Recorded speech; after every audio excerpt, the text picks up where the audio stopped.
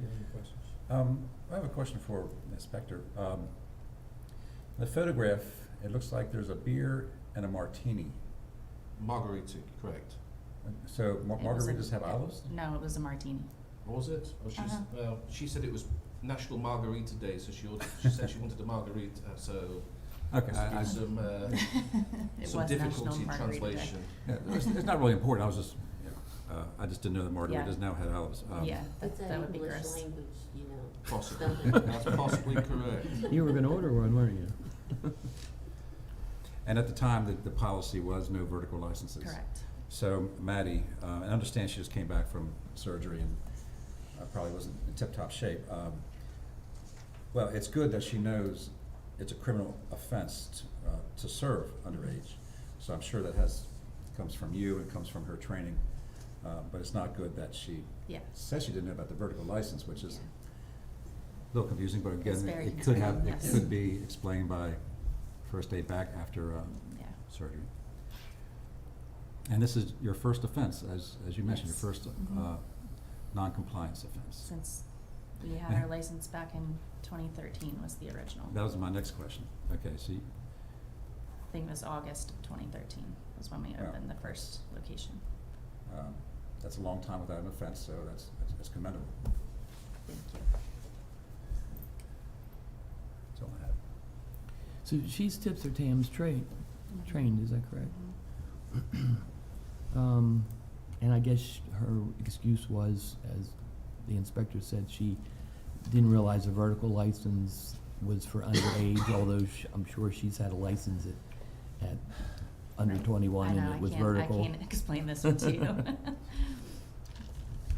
Do you have a in-house training program?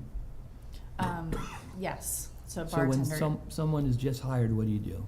So I have a binder, which it's kind of nerdy. It describes all the different alcohols and the history behind it and our recipes for all our cocktails. And it does have our policy for carding. in You didn't there. bring that with you, I did did you? not, I'm sorry. Just as a point of information, Mhm. so we have 2 underage volunteers who are served. Mhm. I guess our legal argument could be that could be 2 violations Mhm. happening simultaneously. Mhm. Then there might be another argument that it's one transaction, but I think you should be aware that I think that perhaps the inspector could have charged 2. Sure. And that might cause you to be doubly aggressive about enforcing your, Mhm. your policies there. Mhm. Understood. I do want to say that I'm familiar with your store, and it's an excellent store. It's run well, and Thank you. you have a very good record. So, Thank you. I appreciate that. The next time I come down there, and it's open parking place in front of your store, the store's open, because every time I get down there, I think, oh boy, I get in here, they're closed. That's got nothing to do with it. Miss Elliott, how old was this young lady, 22. and how long she worked for you? Since May, so almost a year. And I'm sure you feel she's responsible, or you probably wouldn't hire her. My question to you, one of the things that's difficult for me to understand, and has been, but I'm an old man, but it's easy for me to not understand things. The violations for sales to minors is when the bartender or the waitress asks for ID and they show them a vertical license. That should be the end of it. I agree. And what I don't understand, and I'm not trying to put you on the spot or anybody on the spot,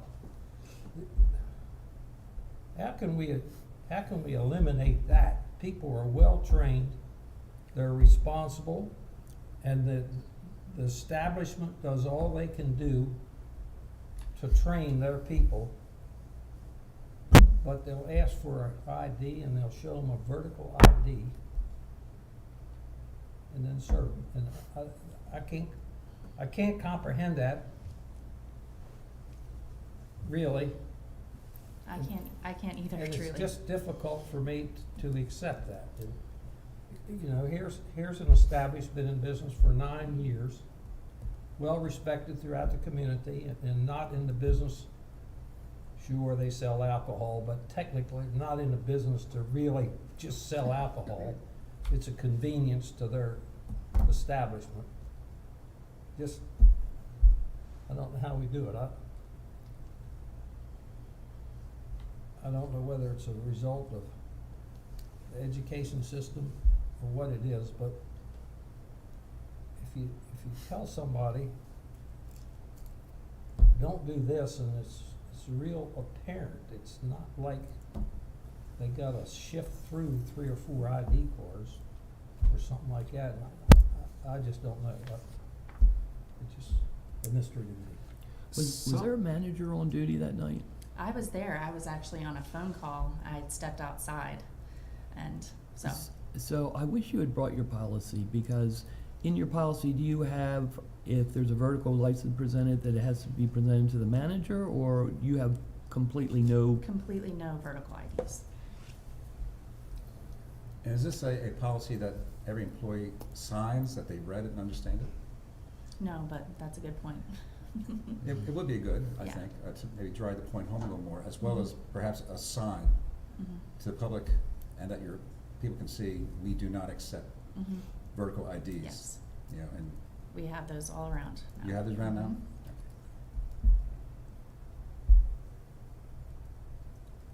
You know, it's amazing, because a few years ago, we had a case in here where the bartender signed her slip as she came on. Half hour later, she served the person with the vertical ID. So, people just do things that normally wouldn't do. Any other questions? Yeah. No. It's unfortunate that these things happen. They usually happen to the best.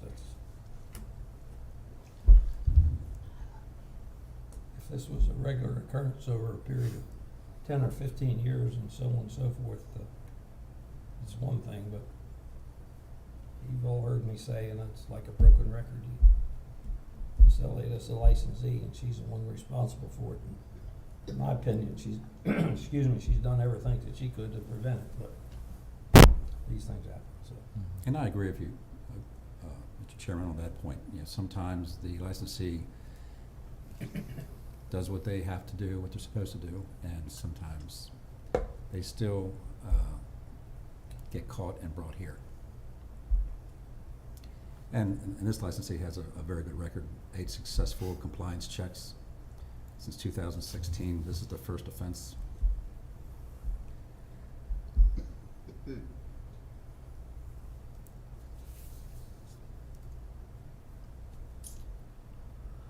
Okay, testimony and evidence is hereby closed.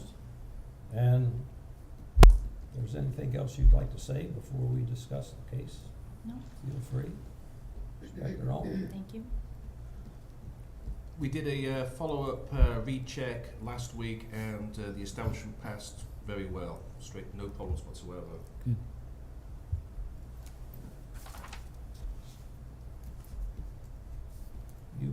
You weren't run out of town on this recheck, were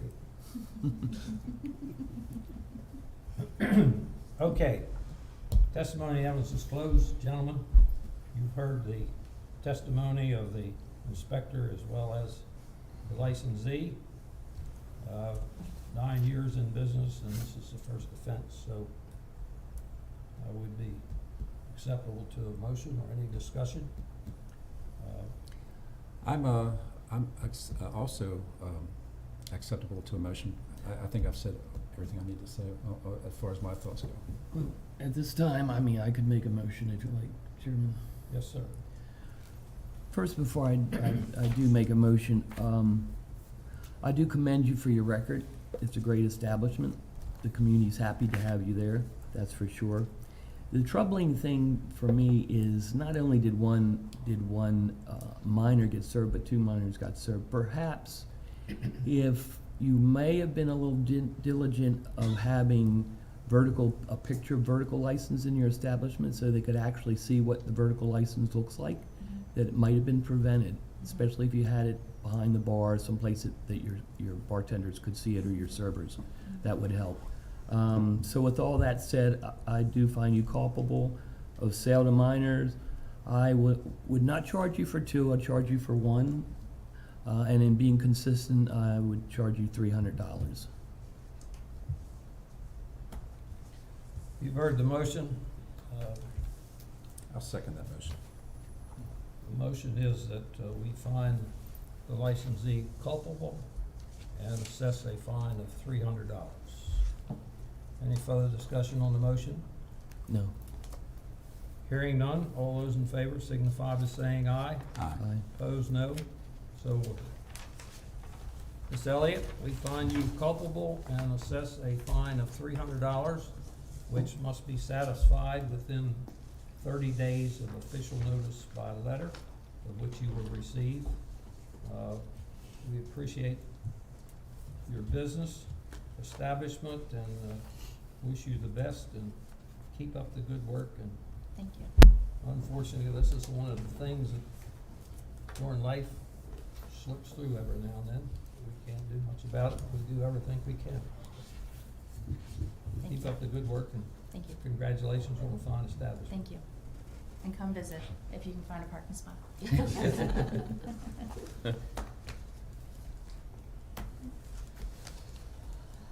Bye. Have a good day, guys. Bye.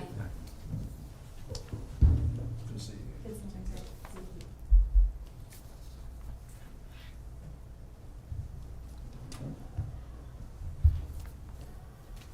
you. Okay, we've got some time here on our business agenda. We're gonna skip around a little bit, but the first item on the agenda is approval of March minutes from the March 9th board meeting. You all should have received them. Mhm. Any corrections or additions? Look good to me. No. If not, they will stand approved as presented. The next item is a thank you letter from Shriners Hospital for the donation for our esteemed former colleague, Oh, sorry. and a thank you card from Sue Ann, excuse me, Sue Ann Tabor, Bob's widow, for the donation to the Shriners Hospital on his behalf.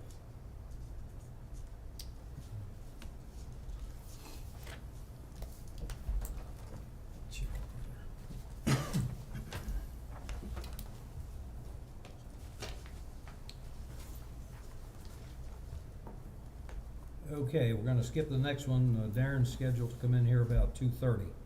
We have a request from Papa Joe's Mexican Restaurant to do carry-out alcohol sales. And where is Papa Joe's? Next to Forbidden City, Carroll Plaza. In the same one that, sushi. Sushi Q's there. Q's there, yeah.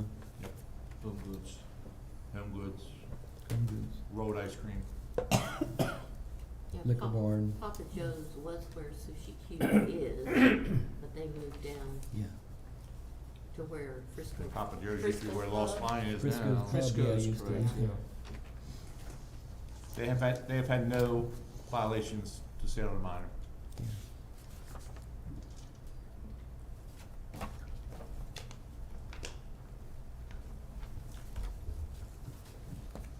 I would just add my thanks, gentlemen, to you on behalf of Shriners Hospital for Crippled Children for your donation.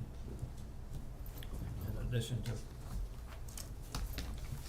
Sue Ann's note and from the hospital, I guess you sent it to the one in Florida or Philadelphia. Florida.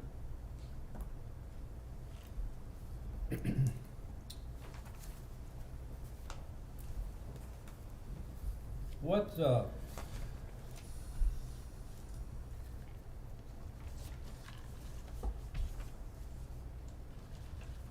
do you go over the rules and regulations with these people when they, I know we got this thing here where they've all initialed it, so on and so forth.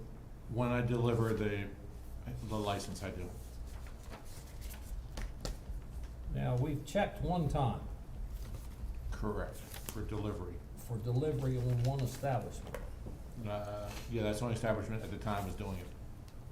So how many do we have now? Carryout, we're probably up to about 15 ballpark. Delivery, we're at 1. Yeah. This is for carryout.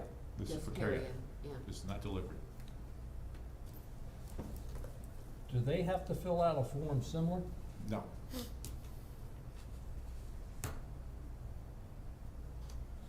So there's no way that we know Correct. what they're doing as far as this business goes.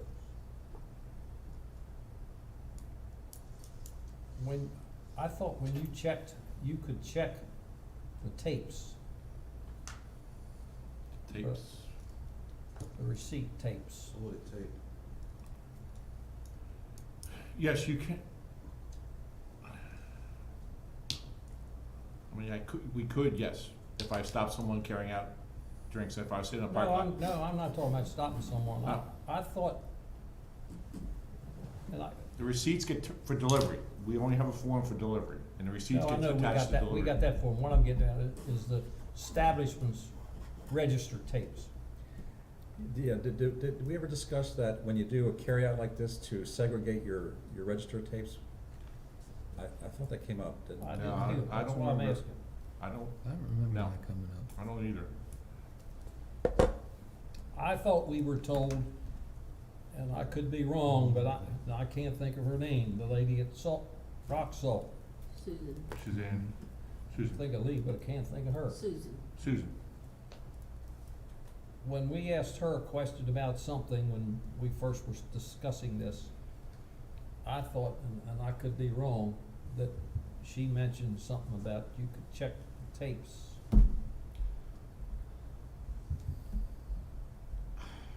Yeah. Unless a restaurant keeps a separate tab, they might be on their system. A carryout order might be separate on their system. Yeah. See, they probably have a sophisticated system where some of these places, mom and pops, don't have a sophisticated system. Maybe that's it. I mean, we only have another year of this to go, so. Any objections, gentlemen? No. No.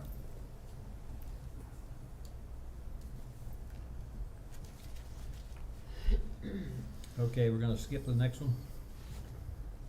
We have a request and plans from Flood Zone to expand their outdoor area, kitchen, and to add 2 bathrooms. And I highlighted the picture in yellow is what they're looking to, The yellow is the new yes, addition. highlighter. What, I don't understand too much. Some of these structures that are getting approved in that area, which is in the flood zone, how they're getting approved. I thought that was the issue the last time this came before us, was that the septic had to be elevated, and that's why they were gonna put it on the second floor. And Keith is saying that this is first floor. I guess they have a pump where there's 2 bathrooms already there located. Yeah, They want to add 2 more bathrooms, so I guess that area already has a pump for their sewer. But it still needs to be approved by county permits, it still needs to, right. But that's about,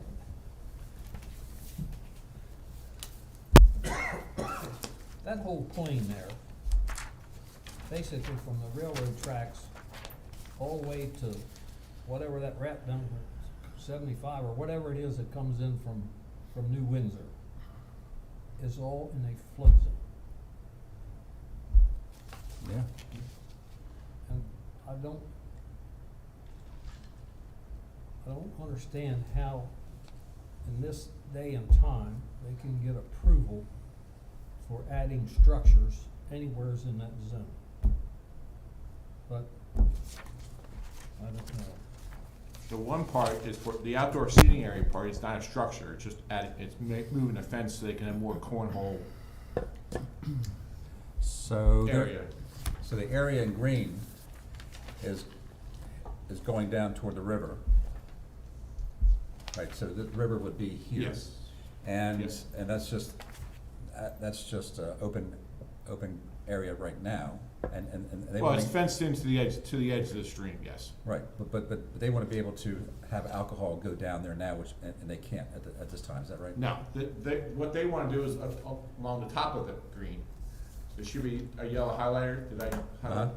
That's what they wanna add the cornhole. Oh, okay, so outside, they're just adding a cornhole area. Yes, that's all they're adding. Okay, so this is already part of their That's license already footprint. part of their approval, yes. Oh. But it says here, green dashed line represents alcohol consumption, so you can go away down to the river, consume alcohol, Now, you can't get down to the water, but you can get down to right to the the. bank. Right to the bank, Yeah, yes. okay. I see now. What happens if somebody falls over the bank? They get wet. There's actually a video where they actually did a boat service and they came by boat to float zone. So do you know whether or not the county has been involved? Yes, in- county's involved, but I don't know anything about approvals or anything like that. So my recommendation is approve this pending approval from the county. Yeah. Decide, for the bathroom, I think we can approve, the board can approve the cornhole area. Sure. Well, they certainly could use extra facilities there, restroom facilities. They do a lot of business. Yes.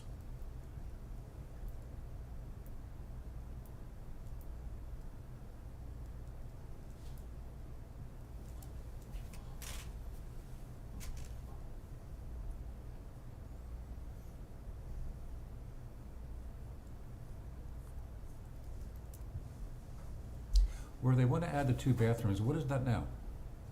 Right next to the 2 bathrooms they have already. I know, but what is it? Is it just, That I don't know.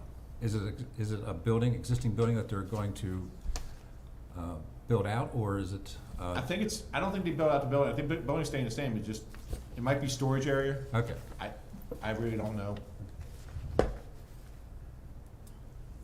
Any objections? No, and I agree with Mr. Benford that our approval is subject to Crawford County permits.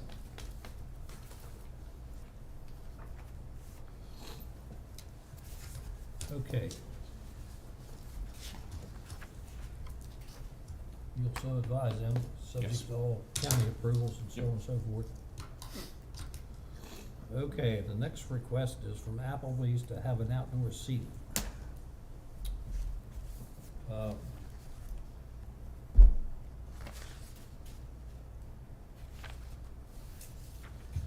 Mr. Attorney,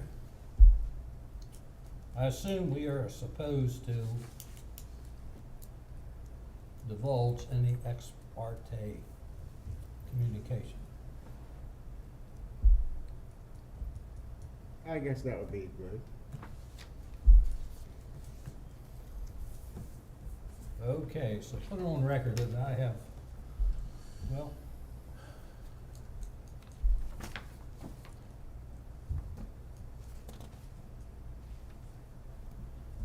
just put it on the record that I have discussed or answered questions regarding outdoor seating from management of the establishment. Let it go at that.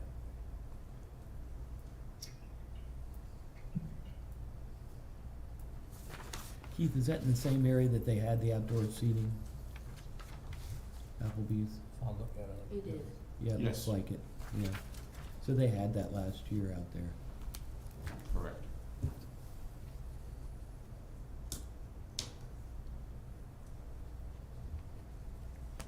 This is a request from corporate headquarters as it's my understanding that they have requested this type of thing for several other locations, so on and so forth. And it would be in the same area as it was last year. The tent is questionable as to whether they're gonna add a tent. At my discussion or questions that was asked to me, and I mentioned that the tent had to get the approval of the county as well as us for the outdoor area. And there's a barrier, The barrier last year was not that, it was more, Decorative.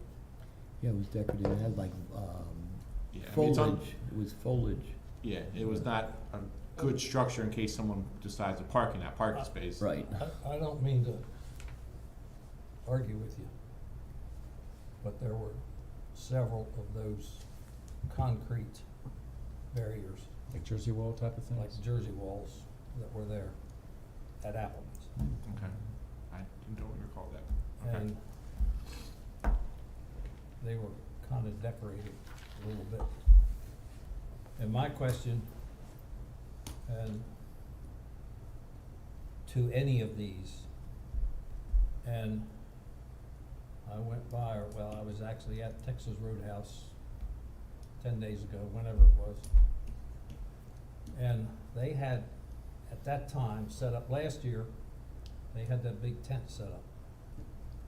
And when I went by there a week or 10 days ago, whenever it was, when I was there, they have cinder blocks, 2 cinder blocks on the surface with rail posts stuck in them and 2 split rails to confine the area. Now, my question to you all is not only there, but any of these, where they're set up on parking lots, is it safe for the patrons in those type of areas? You know, them Jersey walls is one thing. When you hit one of them, you ain't going nowhere. But if you hit that rail fence, it's almost, might not be there. Because you can take, you could probably take your hand and take that top rail and just give it a shove if you're a little bit stronger than I am, and the fence will be over. Now, I only raise that as a question as to whether we should be concerned as a licensing board to permit that on the premises, particularly on a parking lot. Well, somebody could say, well, you let them put tables on Main Street, you know, out in front of the establishment, and there's no barrier there. But those couple places, there are cars parked parallel to the curb.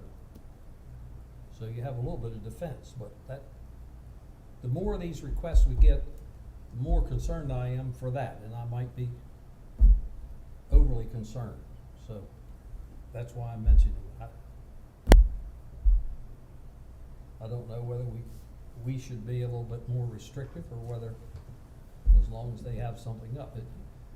Hell, if they put one of them orange fences up, that's, might as well not have it up. As far as safety goes, you know, it's an enclosed area where you've got control over the alcohol sales in that controlled area, but as far as safety, it's almost purposeless. So what do you all think? I'm asking you all, just, if you think, forget it. Those are good points. My question is, does the county or the city of Westminster have any department that addresses those type of concerns for what's put up temporarily or permanently in a parking lot? Sometimes don't permits have to be pulled for certain things that we've approved? I'm not sure. In this case, I really don't know. The only thing I do know is that they have to have permission from the landlord. in order to do it, so, and Right. supposedly they have permission from the landlord to do it, the case we're talking about. I believe the city, Westminster, has a zoning ordinance that they have to apply for. Yeah, I thought city, and then my thoughts went to the county. I'm not sure, frankly. Cause I know, I mean, I can find out, I can ask, but I'm almost not, I'm pretty sure the city definitely has something, they have to get permission from the city. Yeah. So my thought is if there are instances where we're the only governing body that grants permission to do this, that looks at the safety issue, that there's nobody else looking at it, then I think, Mr. Chairman, that your concerns are pretty valid, because safety is one of the reasons that we sit here, public safety. I hadn't really thought in terms that you've just set out, but I think it makes sense to think about it. What do you think, Commissioner? Well, I would agree, if there's another department in the county that determines whether, that safety, is granted or a certain area is granted to serve food at restaurants that's on parking lots or things like that, then it's their obligation.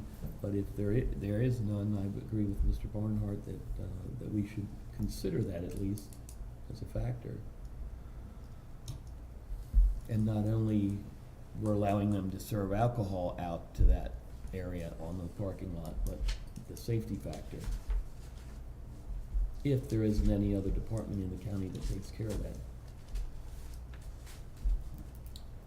So, I could probably get that, the county zoning question, I could probably get that question answered this morning, well, if you want to table this. I think we could, as far as I'm concerned, basically what I've said is approve it pending all county and the city approvals. I would agree with that. And maybe we could call this to authorities, whoever might be, that we have a concern in the future to be considered. Well, Keith, there's a lot of establishments, I know last year that had outdoor seating that were, Well, the county waived all zoning requirements and. so they did waive it? Yes. Was that because of the COVID situation? Yes. State of emergency, I think. State of Yes. emergency. So I need to, So I bet there is a county, I would think there is, but I would have to go up to talk to county zoning administrator to verify. And I could probably have that answered shortly. yeah, Well, I think, as I said, as far as I'm concerned, we approve it with the provision. There's one up there, isn't Any there? other, Anastasia. any other permits, county or city, are obtained. That's my comments, so, I'd agree with you. I agree. okay. So you'll take care of that, somebody. Yep. What about the landlord? Are we still requiring the landlord to have sign off on it? Yeah. So when, It has to, just for liability insurance issues. Yeah. okay, I just know if the landlord would sign off for Applebee's. It's my understanding that the landlord said okay. They first said they wasn't gonna do it, but Yeah, I didn't know if it was in writing. I didn't know if we needed it in writing or. well, that came from a corporate lawyer there, so, We've never gotten it in writing. Okay. Maybe case by case basis, no, you Yeah. might have a concern where we would like to get in writing, if you bring it to our attention. You know, well, there's, I won't say them.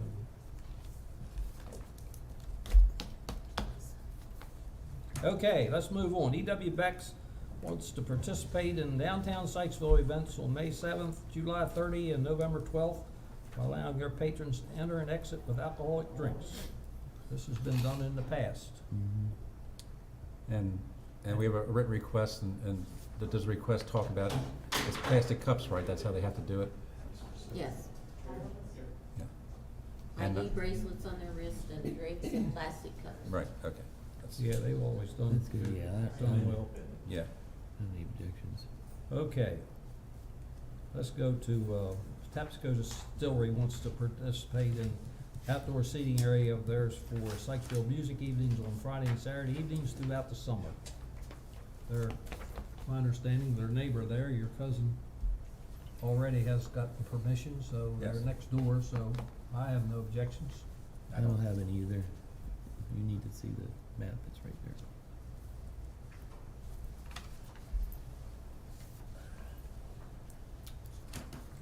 All right, we got 30 seconds, let's do the next one. Request from Westminster VFW to hold events at their outdoor pavilion, 429, Friday night cruising, and every Friday ending 9:30, 4:30, 22 for a birthday party, and 7:30 for a CCVAC hosting summer concert, and August 7th for the members' picnic. Should they have done this in the past? Yes, they have. No problems, so any objections? No, I just have a question. I think I've asked this question before. So the bar in the actual VFW brings the drinks out, or do they? No, they haven't, actually, that one actually has a bar in the, Oh, In the Right. pavilion. okay. Okay.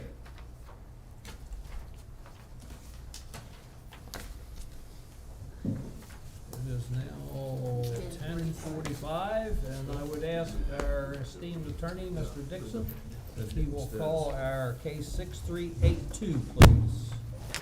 All right, case 6382, an application to replace licensees Lisa M. Bompard and Frank Regoso Jr. with Theory Bompard for Class H beer, wine, and liquor license to be issued to Theory Bompard for the use of Westminster Hotel Investors LLC, trading as Best Western Westminster. 451 Western Maryland College Drive, Westminster, Maryland 21158, in Election District 7. In the file of this matter, we have the following documents. March 25th, 2022, notice of public hearing. March 18th, 2022, notice of public hearing. A March 4th, 2022 letter from Joe Vance to Theory Bompard. And then there's an application, character references, driving record, criminal background information, financial information, corporate information, citizenship and residency information, and resignation letter. I would ask that the file be entered in evidence. We'll accept that into evidence. thank you. This time I would ask all those who intend to testify to please stand and raise your right hand and be sworn in by Ms. Vance. Do you swear or affirm under the penalties of perjury that the testimony you're about to give is the truth, the whole truth, and nothing but the truth? I do. Thank you. You may be seated.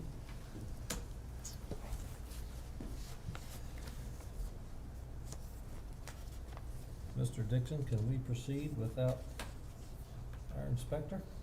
Sure. Okay, before you all, anyone testifies, and pull those microphones close to you, they won't bite you. Please state your full name and address for the record, please. But you don't have to mess Okay. with buttons. Matthew Franzine. I am the sales corp manager at Best Western, 61 Liberty Street, Westminster, Maryland, 21157. Okay, I'm sorry, what was your last name? Franzine. who is going to present the case? You? Sure, if you'd like me to. Yeah, you're the applicant. Yeah, that's correct. So, Jerry Bompard, 4825 Hay Drive in Manchester, Maryland, 21102. You may as well identify yourself. I'm sorry? The young lady might identify herself, Sure. and we'll have it on the record. Oh, okay. My name is Sandy Jenkins Blackburn. I live at 1640 Timber Summit Drive, Westminster, Maryland. And I'm Terry's friend and real estate agent.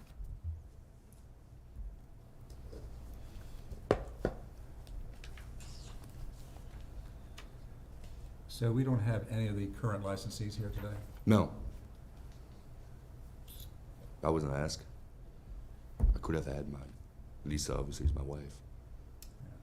Well, I saw her letter of resignation. in the Right. file, but I didn't see a letter of resignation that was signed by But Mr. Regosa. Frank, see, it was sent. It was sent, but So- it's not signed. I'm not surprised, I'm sorry. That's it. Which is the reason actually I'd like to do the change, because it's just inconvenient, because he lives in Philadelphia. Every year we have to FedEx everything, so it's really more for convenience. That's it. And I've been at the hotel since '97, so. He's aware of this hearing. No, definitely, yes. yes. And he's glad. You're the applicant to go on the license. Correct.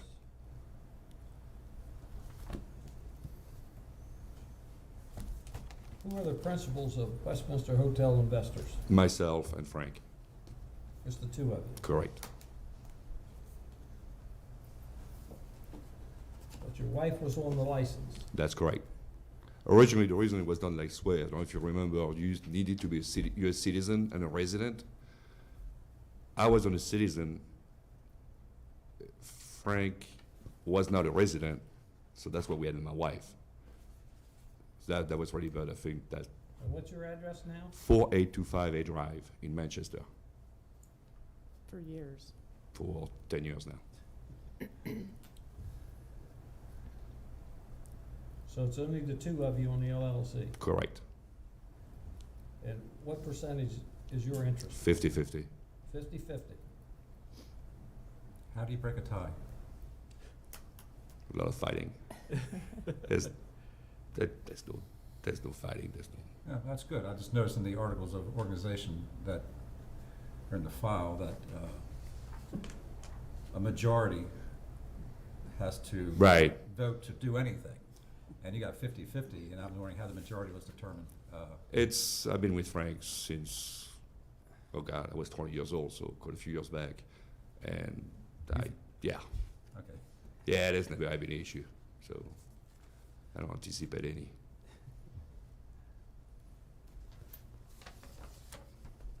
While we're looking at the file, how many days out of the year do you normally use the liquor license? Not enough, unfortunately. It's very rare now, especially with COVID, and I could even tell you the revenue. I mean, if we do 20,000 a year in beverage revenue, it's Yeah, I'm not sure. it's very minimal, very, very minimal, sadly. So most of your events Maybe a wedding once in a while, but how many weddings do we do? are special maybe events 7, and, yeah. and they're catered, is that right? Correct, Or food's involved? correct. Mhm. And the beverages compared to the food is, if it's 5%, it's big. It's very, very minimal. How many rooms are in the hotel? 102, How many? 102. 102. You don't have the Ravens and you don't have the Colts anymore, so. Nope. It was a big hit. So do you still have an open bar to the public, or you don't? No, we don't. No, it's just for But you used to years ago. years ago. Oh God, that was back in Like early 90s, 1990. Right. Right. when the restaurant was there. Yeah. So. You want me to pass this on? I'll pass it back to you. It's right here to look at, so. I'm trying to talk him into that. I think we need another restaurant, but Yeah. A good spot there. Oh, it's definitely a good spot. It's not for me. Is there a lease in there?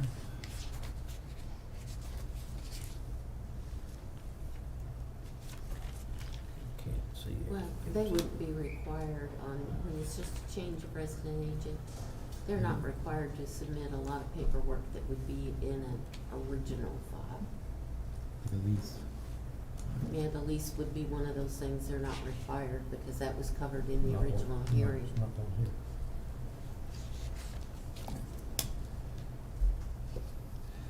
And I have a question. The Westminster Hotel Investors is a Pennsylvania company. Correct. Pennsylvania LLC. And so this is a license to be issued to you for the use of a Pennsylvania LLC. But doing business in Maryland. Yeah, I understand that. But My question would be, I guess, for council, does that present us with any further questions about jurisdiction and whether that Pennsylvania corporation, whether we have any jurisdiction over Pennsylvania jurisdiction? I mean, Pennsylvania corporation. Well, I would think that they know it's before the liquor board that they've given jurisdiction over them. So, I think that's enough. They can't, if you can't, you know, you're not gonna put out an order and they say, if we're a Pennsylvania corporation, we're not subject to your jurisdiction, because they're coming to you for whatever they need as licensees, so.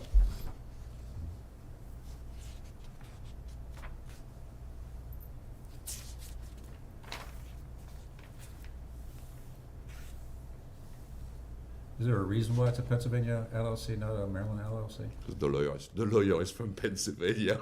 I'm Okay, sorry. that's a good reason. They said Frank is from Pennsylvania, and I wasn't living in Philly. That's really the only reason. The lawyer, I mean.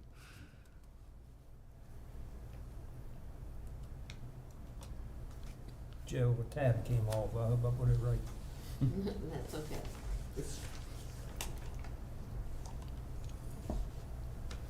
And today you have character witness? Yes. Young lady? Okay. Mhm. Can you tell us anything bad about him? Because I know you're not Oh. gonna do it. Should He's I leave? easy to work with, so that's why I'm still working with him after probably 6 or 7 years. And maybe that's why I've never met his partner, but he's just, in real estate, it's so stressful, but he is easy to work with, so I can see where a 50-50 thing wouldn't be a problem, because, I don't know, I think he's easy to work with. Yeah, well. He might be different, because he works with him every day. Terry will, every once in a while, and it's not that often, but every once in a while, Terry will buy a house and flip it, and that's how we met. So you're a realtor. Yes. Mr. Bompard, is that how you Yes, pronounce it? yeah. Mhm. You've been general manager at the I hotel was for a time? from 97 till 2008 when we listed, When what? when we bought the business and listed from the college, Ah. listed the land.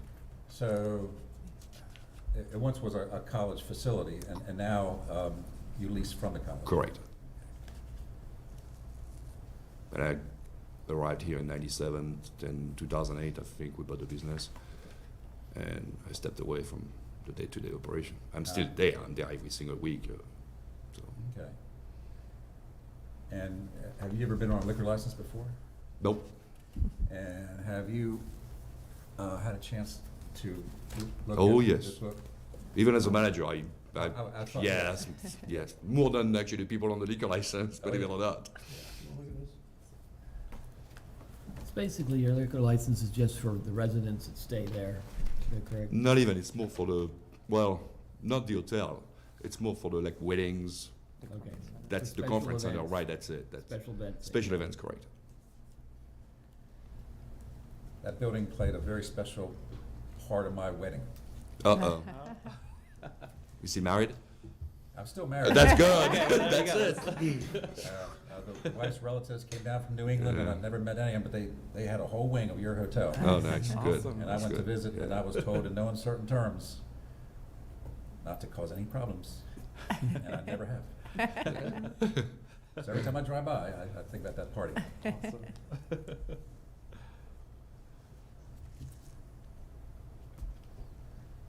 Question, gentlemen? Does anybody else want to testify, I guess, is? I mean, I've been at the Best Western for about 8 years. I started out at front desk, but I'm the sales manager now. And Terry pretty much saw that I had the potential at the front desk and kind of put me into a sales position that I'd never been in before. And will always be gracious for that, because it's put me in a career path where I'm in the community. I'm on the South Carroll board, I'm out on the Carroll workforce board, on the Habitat for Humanity. So I'm out there in the community, but that's only because I was given the opportunity to get into sales and advance my career. So I'm very gracious. But no, I mean, work with him every day. It allows me to, do the things that I need to do for sales and get us out there and get the hotel out there and the reputation. So nothing bad I can say. So you agree he's a fit and proper person to hold a Absolutely, liquor license? absolutely. In your absence, Inspector Benford, you have not been sworn in, so if you intend to testify for anything, we need to swear you in. Do you swear or affirm under the penalties of perjury that the testimony you're about to give is the truth, the whole truth, and nothing but the truth? I do. As they stated earlier, I mean, Keith Benford, Board of License Commission Inspector. As they stated earlier, it's more for the wedding venues and the conference center. Every time I've dealt with them, they've been very polite and cooperative. How many years have since I started, he's been there, so I think he's a very fit and proper person to hold a liquor license. It's actually gonna work out better now, knowing that his name's on a liquor license.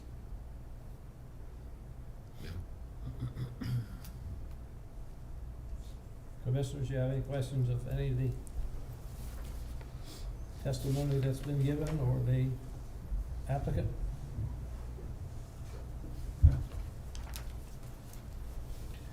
No, I have none.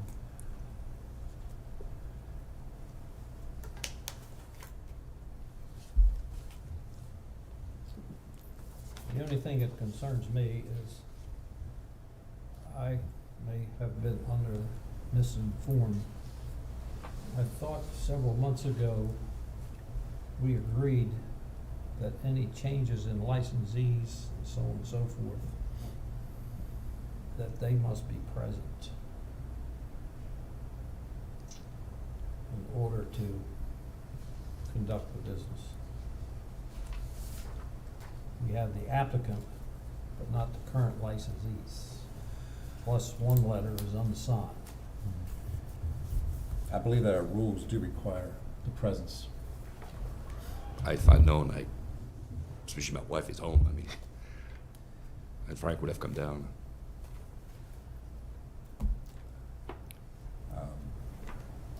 But you're right, Mr. Chairman, that was something we had discussed.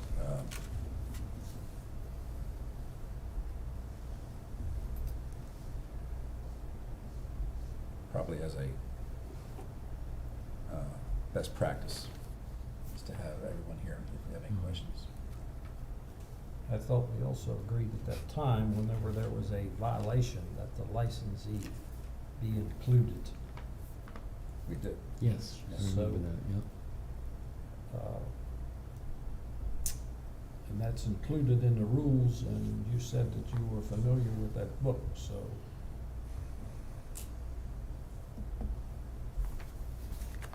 I just make that as a point of interest. Gentlemen, you have the case before you. What is your decision? Mr. Barnhart, I feel he is fit and proper to hold a license. The thing that bothers me is the unsigned letter, to be honest with you. Would you allow me to make a phone call? Maybe my wife signed the wrong one, the Well, unsigned. I think we had. The letter agreed. is by your partner, not your wife. Right, but Right. she has actually the one for the license, sends him everything, and she most likely She can't just. sign his letter. No, she won't sign it. She just maybe gave you the wrong one. That's all. Well, if I can get it to you by the end of the day, I mean, I can call Frank, step outside, and I'll get it to you by the end of the day. Well, the rules do require Sure, resignation no, I letter. understand. And so my question would be to the board, will we accept an electronic communication as a resignation?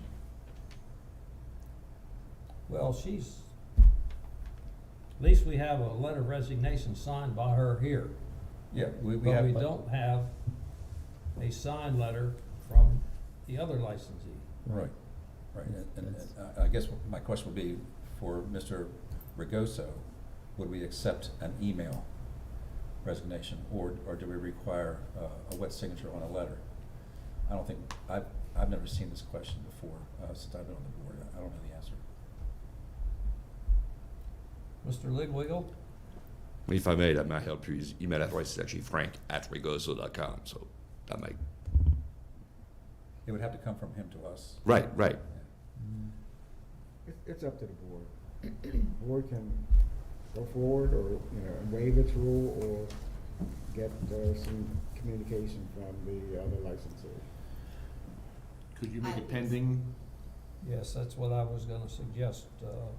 We can take action pending the receipt of a properly signed letter from the other licensee.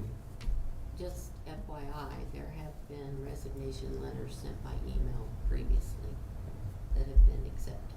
Okay.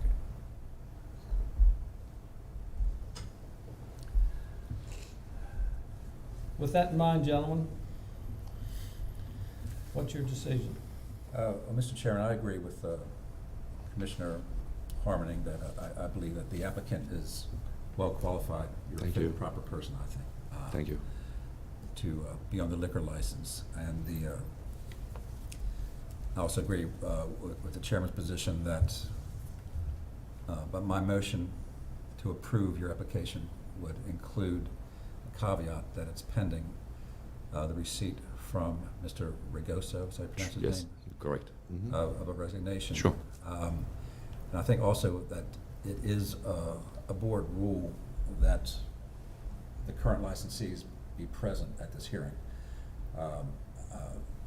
You've testified that one licensee, Mr. Rigoso, resides in Philadelphia. Correct.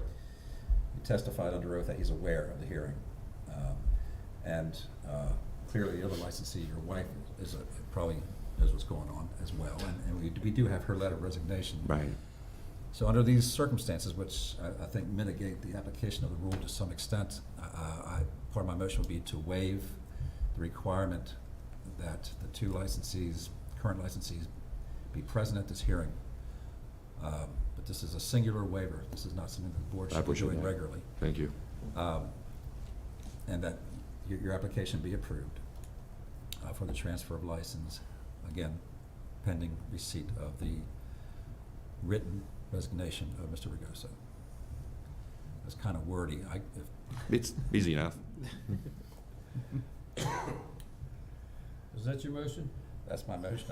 I could probably condense it if Is there a second to the paragraph? I would second to that chapter. Motion has been properly made and seconded that we approve the application to replace the licensees Lisa M. Bombard and Frank Rigoso Jr. with Terry Bombard for a Class H beer, wine, and liquor license to be issued to Mr. Bombard for the use of Westminster Hotel Investors LLC, trading as Best Western Westminster, with the caveat that our rule be waived as to the presence of the existing licensees and a signed letter by Mr. Rigoso be received. Is that the motion? yeah, signed resignation letter. Signed resignation letter. That is- Have that in advance? And I would also add that the resignation letter could be by electronic communication, since we have done that in the past, if that's proper with the rest of the members. Yeah, I would agree. Sorry. Okay, so that, Any further discussion on the motion? No. Hearing none, all those in favor signify by saying aye. aye. Opposed, no. So ordered. Congratulations, sir. Thank you, ladies and gentlemen. Thank you very much. Good luck. Thank All you. right, thank you. Is that gonna be done today? It wasn't in the motion, but that we're based on your representation, that's gonna be done today. The letter, yeah, trust me, I'm sure I have it. It's just most likely we give it the wrong one. Well, we have your wife's. We just Yes, need Mr. but Rigoso. trust me, I take care of it. I Gentlemen, ladies, thank you so much. believe you, thank you. Bye-bye. So, Mr. Chairman, we maybe take a short. We're gonna take a 15-minute or 10-minute break. All right.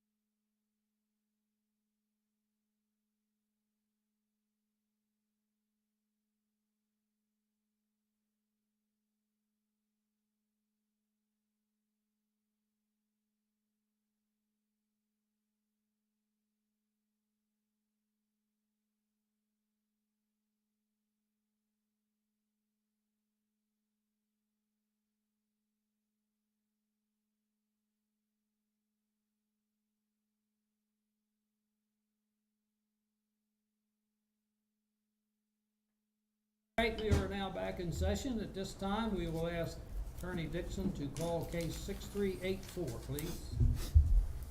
All right, case 6384, an application for a new Class BW Beer and Wine 7-day liquor license to be issued to Maria Amodi, Santoro Amodi, and Ruben Santiago Jr. for the use of Frank and Paula Inc.'s trading as Frank's Pizza, 1438 Liberty Road, Suite 9, Eldersburg, Maryland, in Election District 5. In the file of this matter, we have the following documents.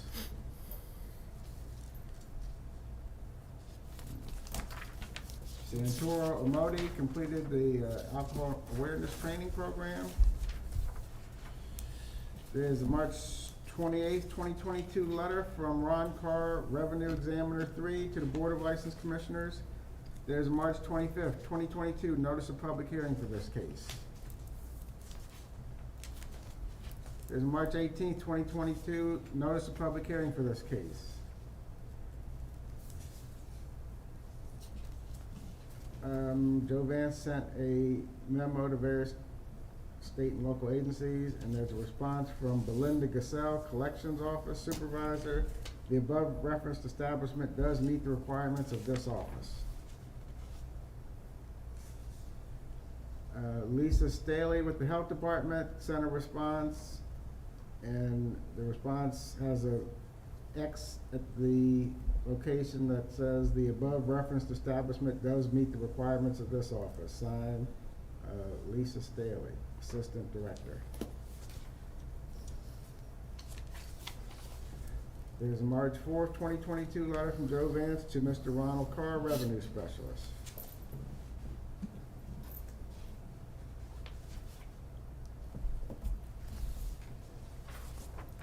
There's a March 4th, 2022 letter from Joe Vance to Maria Amade, Santoro Amade, and Ruben Santiago Jr. And then there's an application, and the application includes character references, articles of organization, menu, criminal background information, floor plan, plot plan, driving record, other licenses, other licensed establishments, SDAT information, a lease, and workman's compensation certificate. I would ask that the file be entered into evidence. We'll accept that into evidence. At this time, I would ask all those who intend to testify in this case, please stand and raise your right hand and be sworn in by Ms. Vance. Do you swear or affirm under the penalties of perjury that the testimony you're about to give is the truth, the whole truth, and nothing but the truth? You may be seated. May I remind all of those who testify that when you testify first time, please state your full name, spell your last name, and your address for the record, please. With that, Mr. Preller, I believe you're going to present the case. That's what I understand. Good morning. Okay, good morning. The first person I would call would be Santoro. My name. Oh, sorry. Yeah, that present, what do you have to say about the corporation? Yes, that's fine. Okay.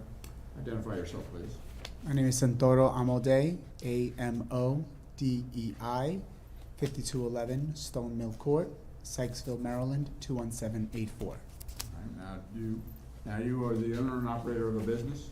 Yes. And what is the name of the business? Frank's Pizza, trading as Frank and Paul Inc. And how many years you've been with that business? Since I was a kid, since I was 10. So it's a family business. Family business. Yeah. And what exactly does the business do?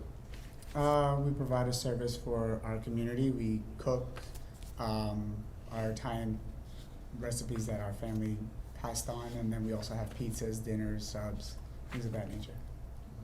How many days a week are you open? 7 days. Times? 11 to 11. And who generally works that business? Me and my sister are there always, and my partner is there usually on the weekends. Your sister and your partner here at the table with us? Yes. Are you the three people that are going to be operating the business? Yes. Now, have you taken courses regarding alcohol beverages? Yes. And when did you take that? Last month. Yeah, we're in April, so last month. You provided the certification. Yes, The, they provided certification. you're familiar with the laws and regulations of the Calhoun County Police Board? Yes. Have you ever worked in a, institution that served liquor in the past? No, This will be the first time. yes. All right. How do you plan to operate on who serves and who doesn't serve? Only the people that are certified will be serving. So it'll be the people in this table and my aunt who is not here. She had a breast cancer scare that she had a procedure for. So she will be getting certified as well after she recovers. So there'll be four people.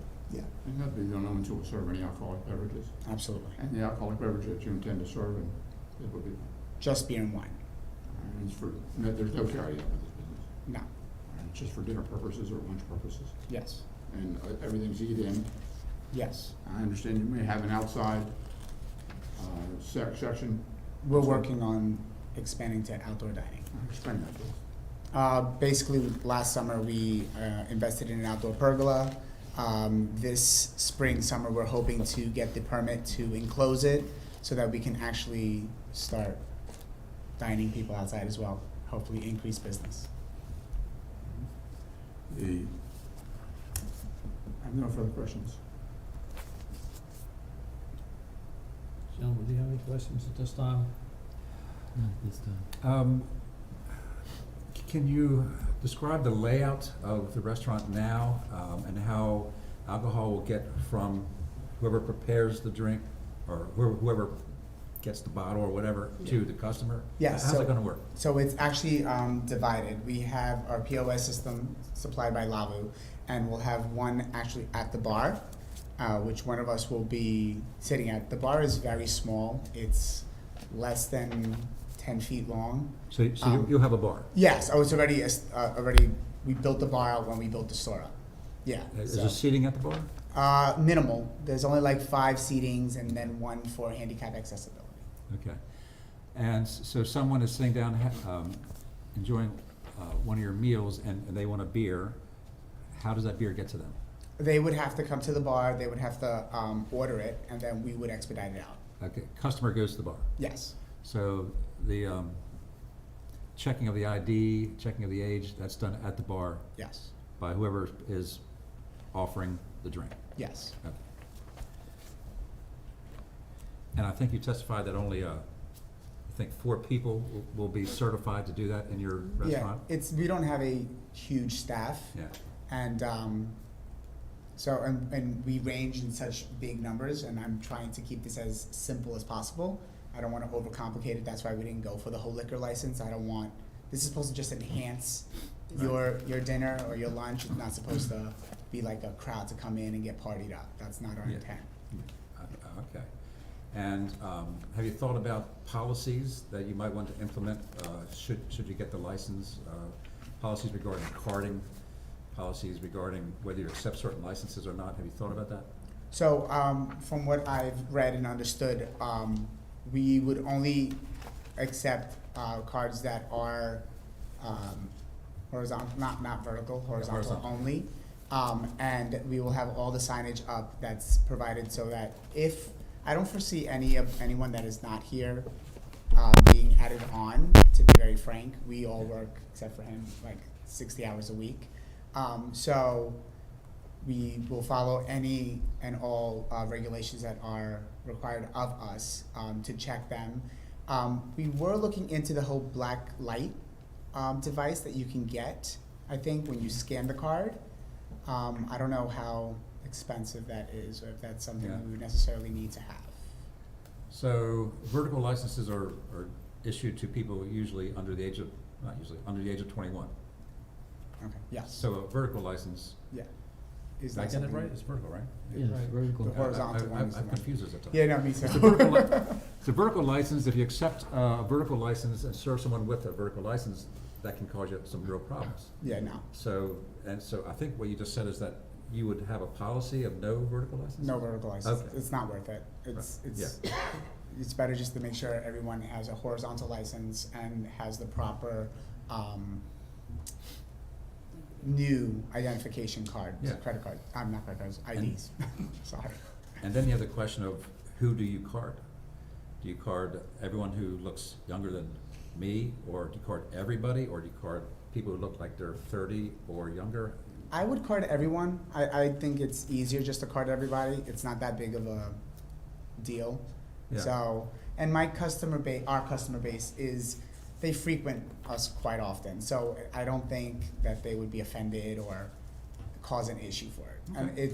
and like I said, this is just supposed to be an enhancement. It's not supposed to make things more difficult for us or like cause issues. So we're trying to keep it as simple as possible. We're gonna have just a certain amount of wine, like 3 different kind of wines, maybe 2 or 3 different kind of beers, just to make sure that the customers have some kind of option, but are not overextensive. Yeah, Right. and how long ago did you move Frank's from where it was before in Edwardsburg to where it is now in Edwardsburg? 2017. We opened in December of 2017. Okay. That's all I have right now.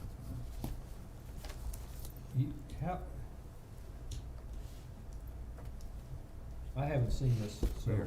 I have seen this. No, go ahead. Oh, I see it. I just was looking for something. I'm good.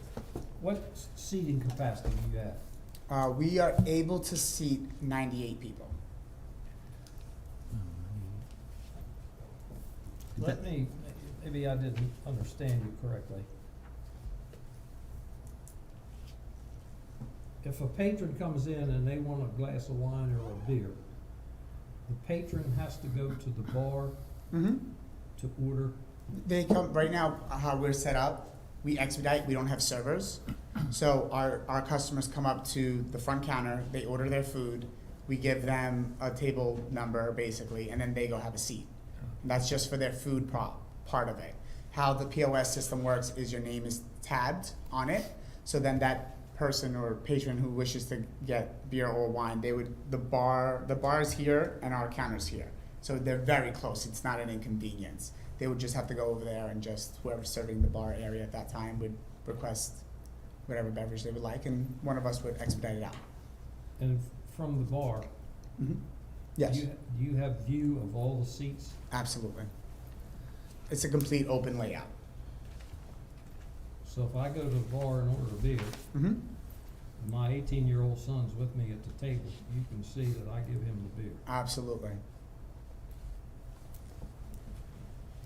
So right now, let's just talk about the financial interest that you have in the company. The 3 of you are shareholders, Yes. right? Okay, and in your application, Maria and Santoro basically had 22.5% each. Okay. And is it your mother Paula who has the My rest? aunt. That's your aunt? My aunt. Paula? And she owns half? The majority of it, yeah. She Right. owns, I think, 55, and then I have 20. I have the shares here. I apologize. I own 22.1 or something like that, and then he owns 2% of the shares. So it's technically my aunt who has the most, then my sister, then myself, and then my partner. Right, and so, and that's Ruben Santiago? Yes, sir. Okay, he has 2 shares, so he has a small interest, but he has an interest. Yes. Okay. I think maybe in the application it had him at 20% interest, so that was a typo. That So was it that was my error. It was It was 2%. 2. Okay. Yeah, that was my fault. I apologize. No, that's all right. That's all right.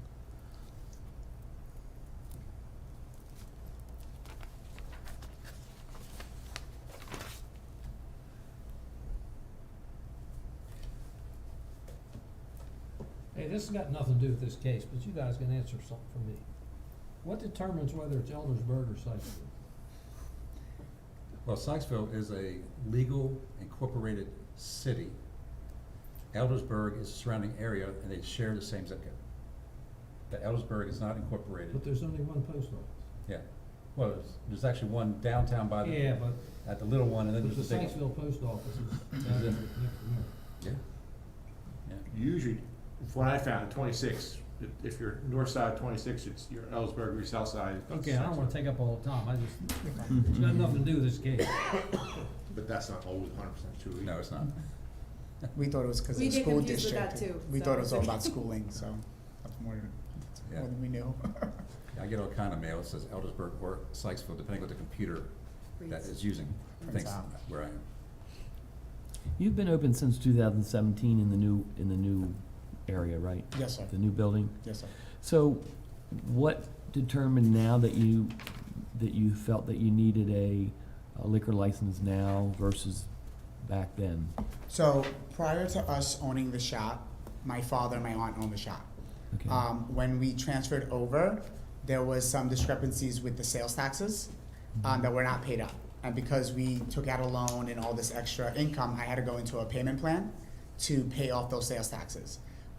We were going to open right before COVID hit with the applications and get it filed, and then once it started closing down, we didn't think it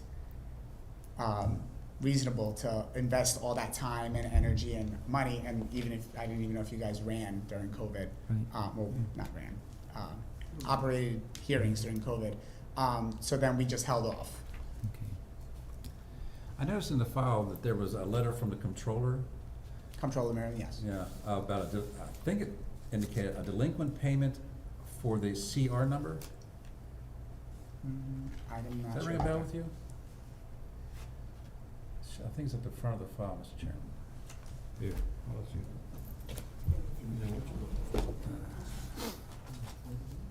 Those are what saying, do not, The serial number is a sales number, right? Was it a delinquent payment or was it just asking for the CR number? I thought it said, Your CR number is your sales number. Yeah. Yeah. George, it should be, the page that had the yellow sticky on it, it should be before oh, that one. commitment memos? No, the yellow sticky that has, How many employees do you is it have? not before Right that? now, we have it's- probably close to 15. It fluctuates between 15 to 20. How many will be alcohol servers? All of them? No. A lot of them are either high school students or like 20, Okay. so they will Please not hold the be request of permitted. the following establishment. So during your whole hours operation, there will be at least one of the three of you in there?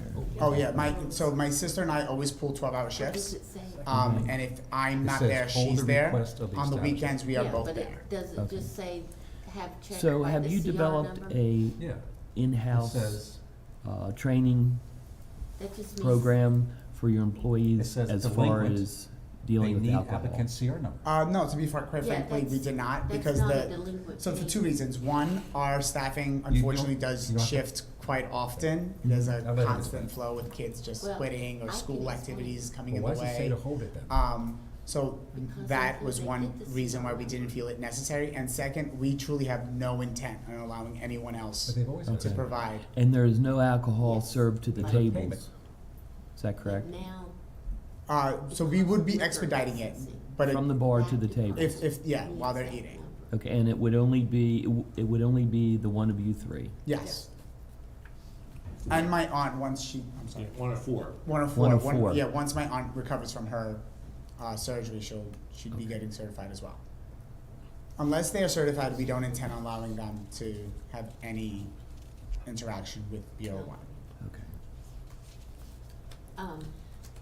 I suspect on what you're asking about, that Maria has already called and given them their CR number, and I'm just waiting on the letter to clear it. But it's not a delinquent payment, it's, they So- just needed the number. So once you have a CR number, you don't renew it with a payment. And you have never dealt with Well- alcohol before, is that correct? They No, have no, to sir. renew Wait their a minute. business license Has every year. any of the four of you? George, wait a minute. I'm so sorry. Clear this up first. They have to renew their business license every year. But the CR number, Stays, I mean, they get that when they open, and that's their CR number Exactly. for. so you don't renew it with a payment. The controller does not ask for an annual renewal. No, it does not. No. Okay. No, it is your same sales tax number from when you open your corporation. Okay, then they use the word I know, that's what she said. delinquent, I don't know. Yeah. Well, George, my interpretation is that they need the number. Okay. If these other things would be applicable to being sales tax, use tax, withholding tax, admission taxes, and we're on corporate tax, they could be delinquent. but this says need applicant's CR number. I don't, So I think the I don't confusion. interpret that as being delinquent. I interpret that as, I need number 1, 2, 3. Okay. I think Maria gave the number. I did. So State your name and address, Maria. Maria Amadei, Amodei, and it's 5211 Stone Mill Court, Saxville, Maryland 21784. So when I spoke to the gentleman and I gave him the number, he had the number, so it was more confirming. The only issue we had on the phone call was, for some reason, some part in his paperwork, he still had the address, our old address, 1311 in London Town Boulevard. However, we were still getting it mailed to our new address. So he actually asked me to call him the next day so he could remember to adjust that, which I did.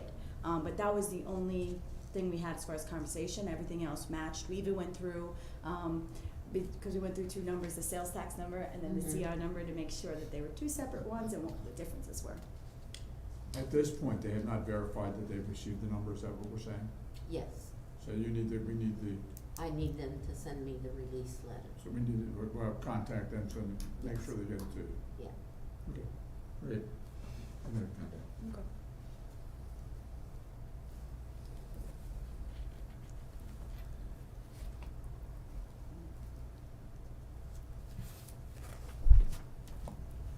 And to your previous question, no, none of us have dealt with any. Alcohol Yeah. sales in the past. He, when he was younger, was going to be a bartender when he was in high school. I'm not high school, sorry, college. I apologize. When he was in college, he did a course to get his bartending license, but he never went through with it. Okay, Yeah. thank you.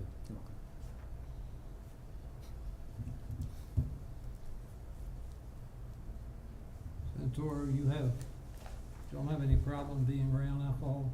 No, sir.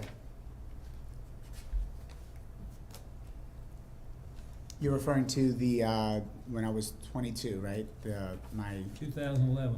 yeah, yeah. My sister turned 21. I worked at my shift. They went out ahead of us to power plant. I had 2 people with the car. We drove down together. One of us was supposed to be the DD. I was not the person that was supposed to be the DD. Unfortunately, they got intoxicated, and I thought, because I was young and naive, that I was perfectly fine. So I got in the car, we started driving home. I was speeding. The officer pulled me over, asked me, did you know you were speeding? I said, no, I was not aware of speeding. Then he proceeded to ask if I was drinking. I said, yes, I did have a couple of drinks. He asked me to come out of the car. Obviously, I failed the test. They were very nice. I was freaking out because I was never been arrested before. I thought I was going to go straight to jail. They brought me to the barracks. They fingerprinted me. I made my phone call. My aunt did come pick me up, and I followed all protocols and everything else that was required of me. Yeah, it was a probation before judgment. I didn't get charged for DUI. Good, good.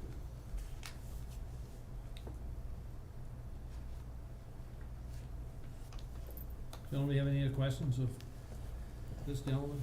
Oh, I'll just, counsel, so there'll be some character testimony? I have one character witness, yes. Okay, I'm just And curious. to introduce you to the other 2 people, if you let them introduce themselves to you, and if you have any questions of them. If you like, well, it's Good. up to the chairman how. How the chairman wants to do, I understand. Yeah. Any other questions of? I have no further questions, this gentleman.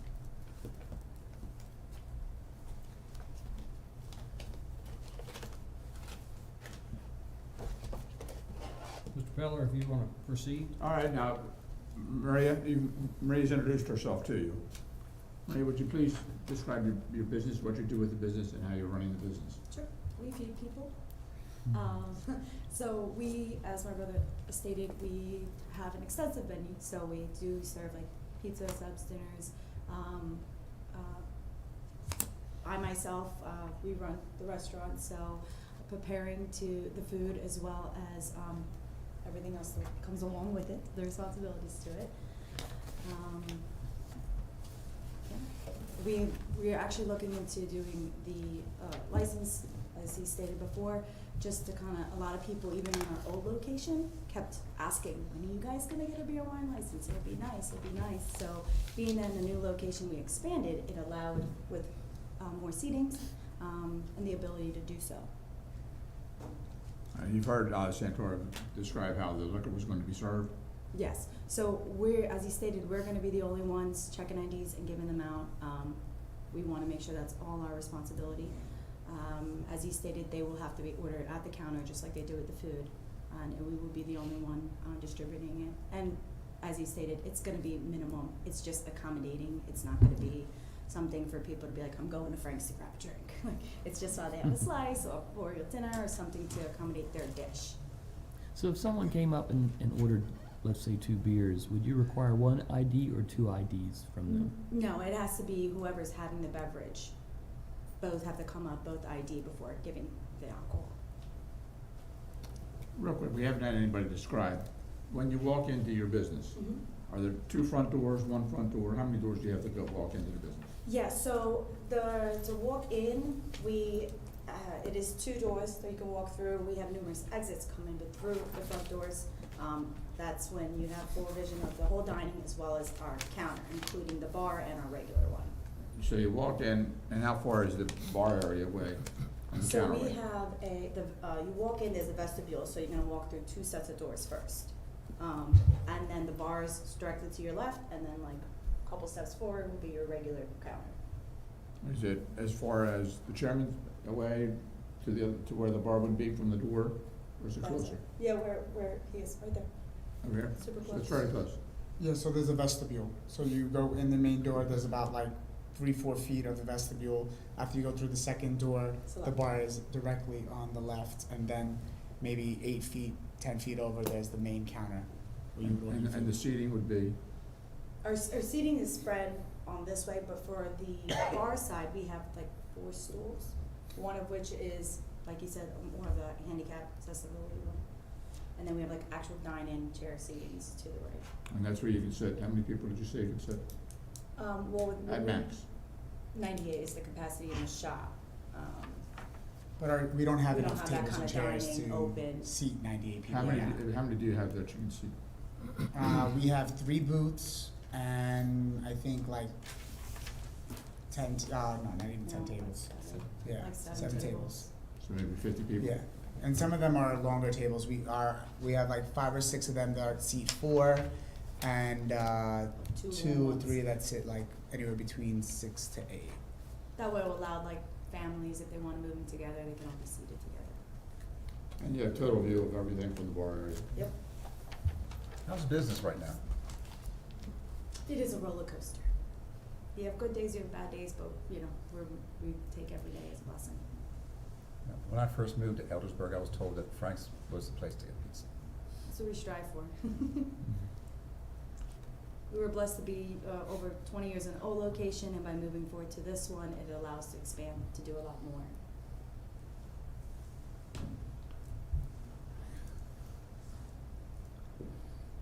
If there's no more questions, introduce Ruben. Ruben, identify yourself, please. Hi, this is Ruben Santiago, Santiago. Address 5211 Dormill Court, Sykesville, Maryland, 21784. What do you do with the business? Actually, I'm the running man in the back. Run all the deliveries in and out. I'm there on weekends, on Fridays and Saturdays. Yeah. And you've taken the courses and you understand everything has to be done? Yes, sir. Have you ever been with a liquor business before? No, sir. How many years have you been with this business? Family business? I must say. For 10 years? Yeah. Over 10. something like that, yeah. Any question? No? The only other witness I would have would be the character witness.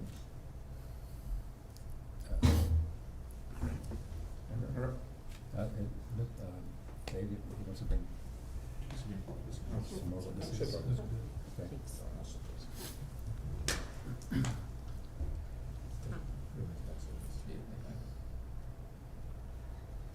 Hi, I'm Katerina Burleson, Burleson. I live at 7490 Lazy Morning Way, Marriottsville, 21104. How do you know these? I have been a customer in their store, old location, since old location, so probably about 10 to 12 years. I also know them personally, the entire family. They're all very workaholics. They do a lot of community work, a lot of fundraisers. They're great supporters of the children in the area, sports events. I have, helped them as well with when they get crazy. I'll come in and help them where I can. I also have restaurant for 25 years. I'm retired, thank God. But I live in Carroll County all my life, so I have seen these kids. I've seen them since they were little, cousins, everyone grow up. So they're a great family, very responsible, very good people. Now, you had a restaurant over in Catonsville, Yes. and had a liquor license? Yes, I did. So you're familiar with the rules and regulations? Absolutely. You have any doubt that they'll be No. compliant with everything that has to be done? No, they'll be fine. I'm pretty sure they'll be fine. So the magic language is, you feel that these three people are fit and proper people to hold a liquor license in Carroll County? Yes, they're very responsible. Okay.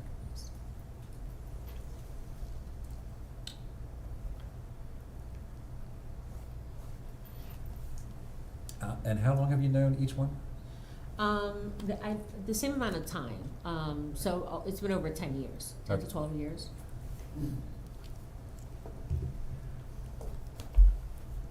And you were working at the restaurant? No, I've never worked. You never I worked there? had my own restaurant.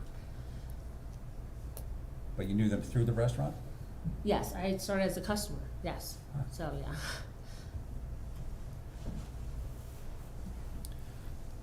Were the Maria and Santoro, were they working there as youngsters, Yes. working hard? Yes.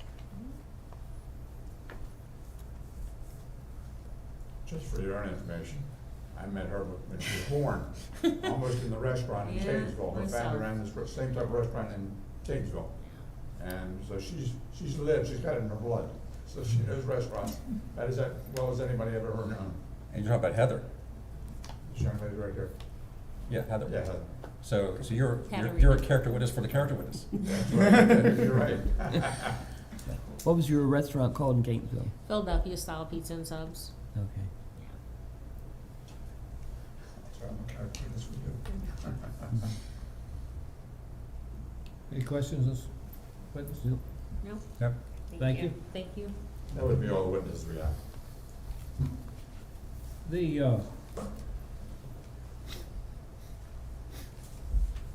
The lease that you have in here, Mm-hmm. have you moved? From the new lease, no. So when my father and my aunt intended on expanding to the new location, my father had another opportunity with another store, so he liquidated his shares to his children, and that is why the original lease has my father and my aunt on it. There should have been there is an amendment that our landlord this year, I think, wanted us to write, basically stating that me and my sister are owners. But I submitted that to the landlord because it's more for their records than ours. I don't see that in here because this agreement was made in October of 2015. Yeah, so our lease in our old location lapsed in 2017. So my father, I didn't think it was a good idea, but he's a grown man, signed the lease 2 years before the actual move to do the build out and all the extra stuff, because our location now actually used to be a boxing, karate kid kind of place, so it was bare. But like I said, in the shares in the paperwork from our corporate book shows the documentation that my father released the shares to us. I believe it was in 2020 he released it to, oh my God, I'm so sorry. In 2018 he gave the shares to my aunt and my sister, and then I was able to get involved in the beginning of 2020 as far as an owner goes. I had some personal things that I wanted to attend to before doing that. And then Ruben, because he's been phenomenal as a support system, I withdrew minimal shares to him in 2022. My years are all messed up after COVID. I don't keep up with anything. Might have been 2021. Yeah, okay, thank you. So it was according to this agreement, was it closed from December 16th to April 17th, 2017? It took a significant amount of time for us to reopen. We had issues with our contractor, so we thought that we would be able to open within 3-4 months. Took us closer to 7, and 2 contractors later. So this lease, according to this, was a 10-year lease, and it's in effect until October 31st of 2025. It's a 10-year with an option of 10. Well, 10-year option of 5, and then another option of 5. So in total, it's a 20-year lease. Now, 2 of the years were absorbed because of, them signing the lease so early. Is your name on the lease that's in our file? I don't know about on the lease, I'm not sure. I know it's on the shares. Right. And I know that our landlord knows because I've been writing the checks out to her. Right. So, His name's not on the Yes, but you had mentioned that there was going to be an addendum to the lease where you all are going to. she requested one this year, which I submitted to her and as the landlord. You haven't gotten it back yet? No. I see. All she requested was that we sign it, basically to state, it was a simple paper. It says, we at Eldersburg Plaza require who is the new leases of this establishment, please write your name and sign. And that's what we did. We just wrote our name, signed it, dated it, and she didn't even request a witness or anything. So No. I don't think she's gonna process it through any legal means. If she does, If you need a copy of it, we'll get. yeah, I can get it to you. But You want to show a It'd copy? be good to have that in the file. Yeah. Yeah. okay, We'll get a copy. Okay. So we'll get the CR matter squared away, and we'll get your copy of the lease. I didn't. Gentlemen, any other questions of the applicant or of these witnesses? I don't have any. Inspector Benford, do you have any testimony? I met with them twice. I've been down there twice. I did give them the gold book, the rules book, and I did give them signage to put on for vertical IDs. I think this will be a good location for a beer and wine license. Where exactly is it again? Right next to Yeah, what's- Oscar's Ale House. It's next to Oscar's. It's, and then Total Discount. Yeah, I know. It's on that L, right at the bottom next to Total Discount. Yeah. Is it the old TriStar Karate? Yeah, I know exactly where you are. That's before my time. Mhm. Yeah. I know exactly. Do you ever have where any you are. complaints about getting in and out of that parking lot? always, I think it's less about my personal opinion.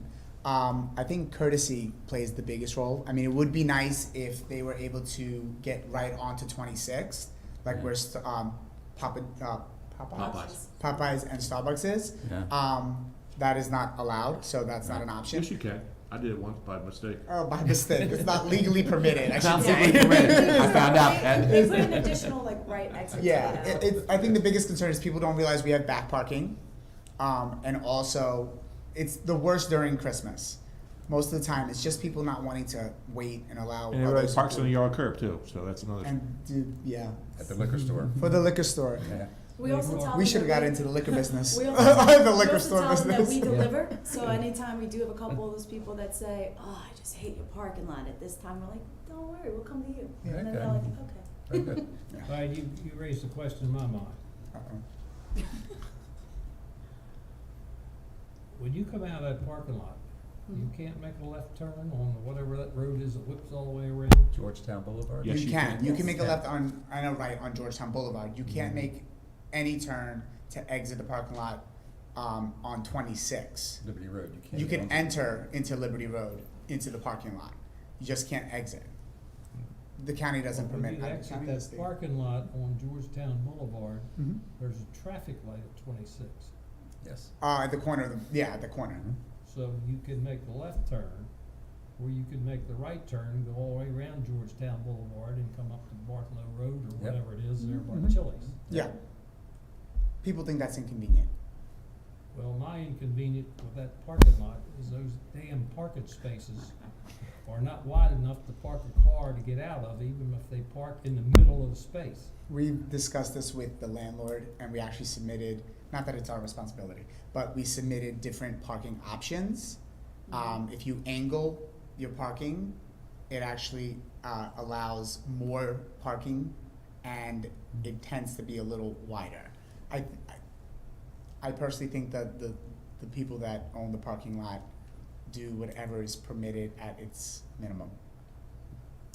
Yeah. And that's as a result of another organization that meets right around this table called P&Z.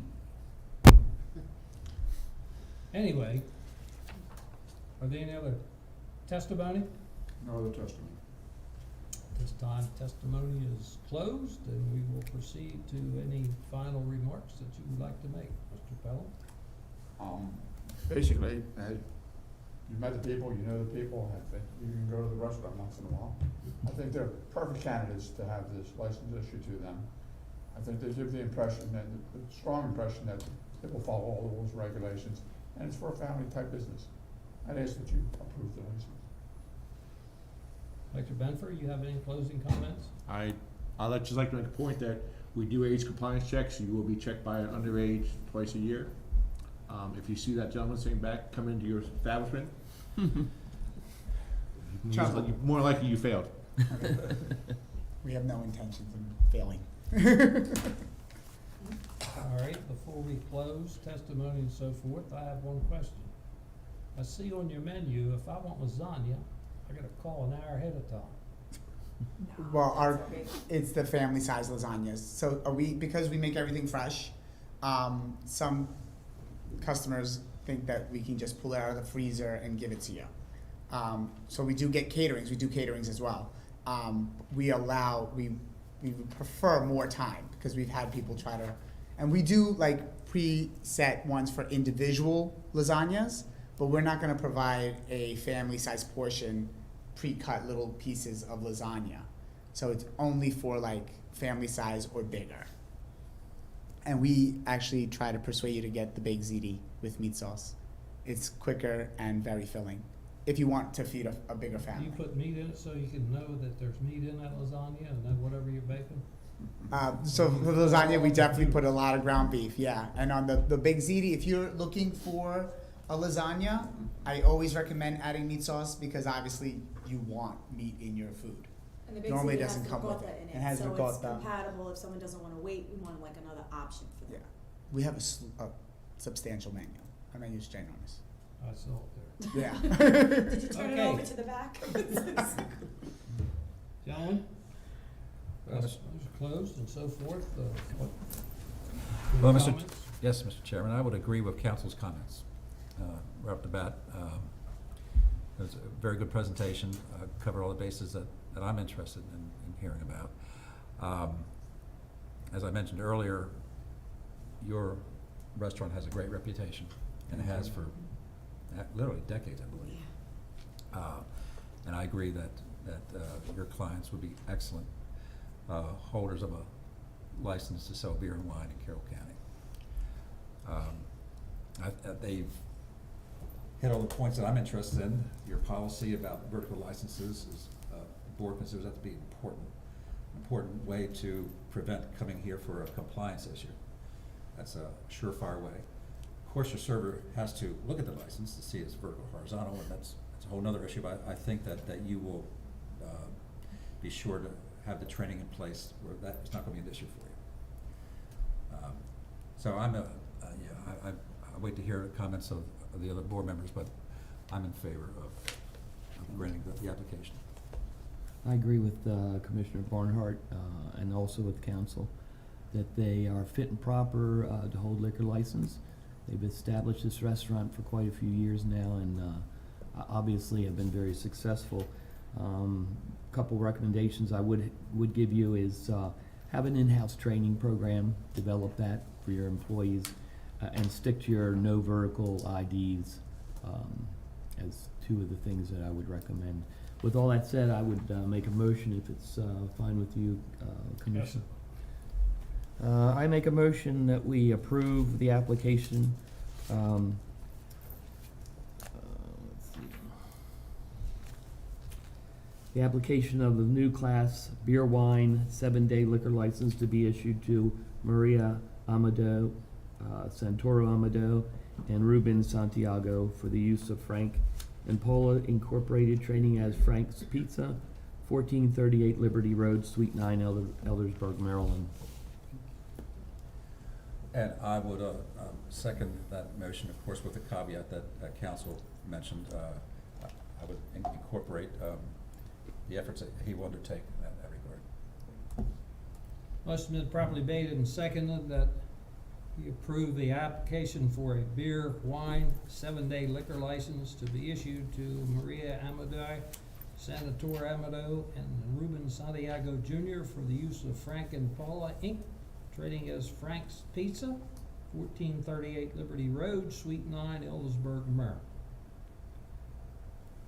Are there any discussion on the motion? No. No.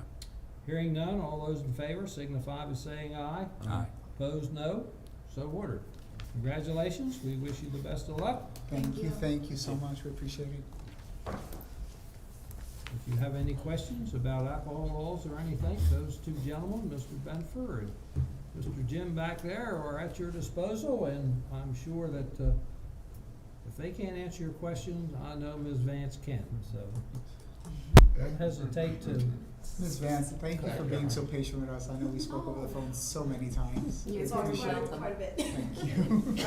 Thank you so much, guys. Congratulations. Thank you. Thank you. Good luck to you. Thank you. If you need a lasagna, I know where to get it quick. I just happened to catch that on the bottom of the menu. I thought, gee whiz, you gotta call ahead to get lasagna. But remember, it's worth the wait. Well, when you're impatient, when you're impatient like I am, sometimes it ain't worth the wait. If there's nothing else to come before this august body at this time, we will stand adjourned until 2 o'clock.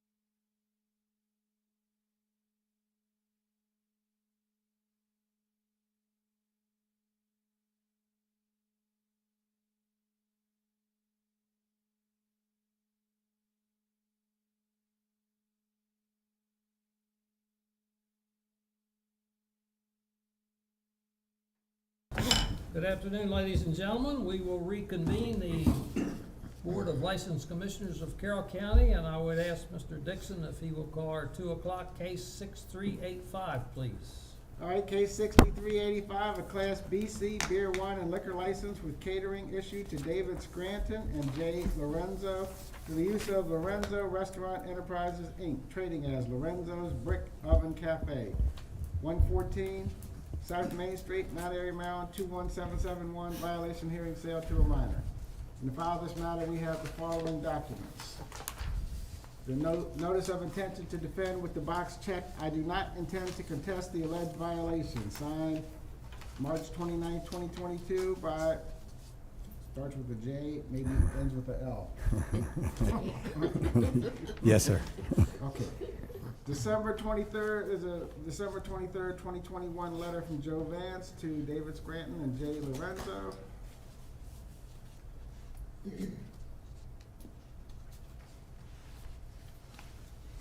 There is an alcohol compliance violation sheet dated March 8th, 2022, signed by Jim Pullen.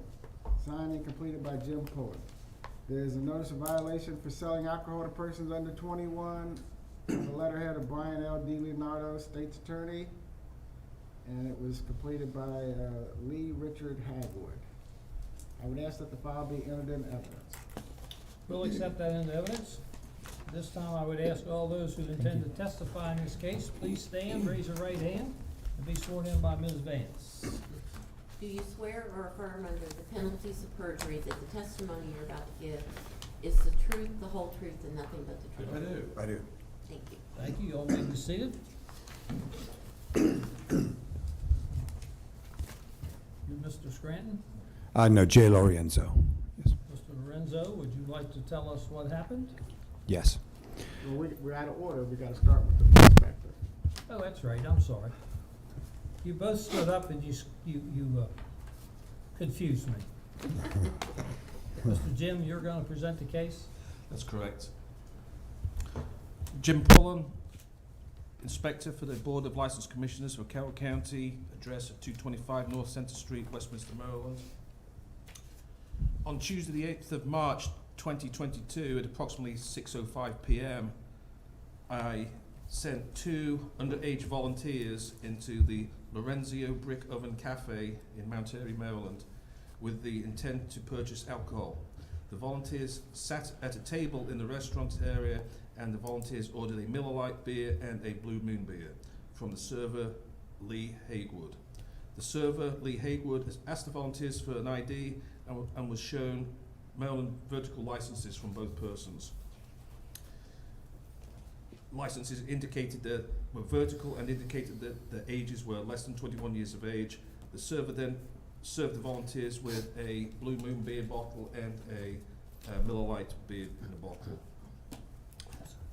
Upon my arrival, I spoke to the server who stated that he thought he had asked for the ID, but he knew a vertical ID was for persons under the age of 21 years of age, and it was a criminal offence to serve a minor. I then spoke to the manager about this incident. Both volunteers were both at the age of 18 years of age at the time of this incident, and all the above occurred in Carroll County, Maryland. And I make a motion to submit 4 photographs. We'll accept them as evidence.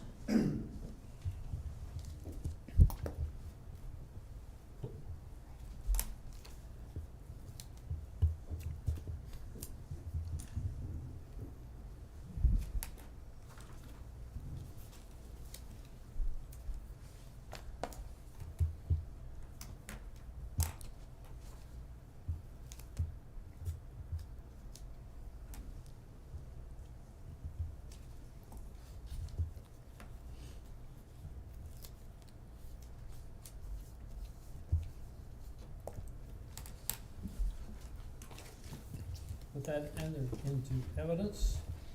Mr. Lorenzo? Yes, sir. State your full name and spell your last name and address for the record, please, and then you can tell us what happened. Yes. Jay Lorenzo, last name Lorenzo, Laurienzo. 6200 Murray Terrace, reside in Frederick, Maryland. I'm the owner of Lorenzo Restaurants Incorporated, Lorenzo Brick Oven Cafe, doing business as. We've been in business now before pre-fire in Mount Airy. Our operation has been in business 16 years. And we're a family-run operation. We've been working hard to train our staff throughout the years and do the right thing and serve good food and be a upstanding family and business in the community of Mount Airy. We've enjoyed every moment we've been on that main street. We've had our ups and downs and made it through certain issues, financial crisis into pandemic and beyond. These incidents we take extremely serious, and it happened that evening when getting back to full service after the pandemic. Lee, a solid, mature server, made a bad judgment call while he was running around a little crazy that evening. And he was devastated to find out that he had made a mistake and understands fully what he did wrong that night. We've since trained all of our staff this past Monday evening to TIPS training. We had a TIPS training just this past Monday evening at the restaurant. And my son-in-law runs it with my daughter, Angela, and my wife, Linda, my son, Nicholas. Family's in the business a lot. Even after all these years, we've still made a solid attempt to be involved in the daily operations. With being sidetracked, I think, from the pandemic and not focusing fully on sort of recertifying and getting everybody going again once we got back to full service, we had brought on a lot of new kids that we just didn't train properly, just to have it sort of back in their minds again, forefront. Lee took it very seriously. He's going through the proper rehabilitation to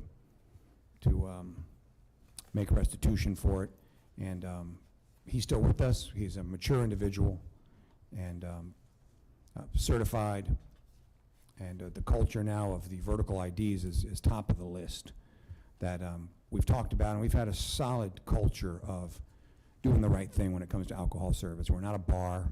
We're a family-run pizzeria. We close at 8:30 and 9 p.m. at night. At the latest, every night we close at 9 p.m. We never were a bar, but during operating hours, we still have to get the level of intensity back up again with our staff, and vertical IDs is going to be one of them where we don't take them, period. I know that'll solve a lot of it, but at the same time, having everyone trained and doing the right thing is the direction we're headed. So we, on behalf of the Lorenzo family, we're extremely sorry for this. We, again, try to do the right thing and made some mistakes here, and we take full responsibility for it. Mr. Lorenzo, what is your policy for serving vertical or horizontal license in your establishment? We've talked about it throughout the last several years that it wasn't a law to not, so we didn't push it as hard as we wanted to. And then getting back to service again, we just probably wasn't talked about nearly as much as it should have been.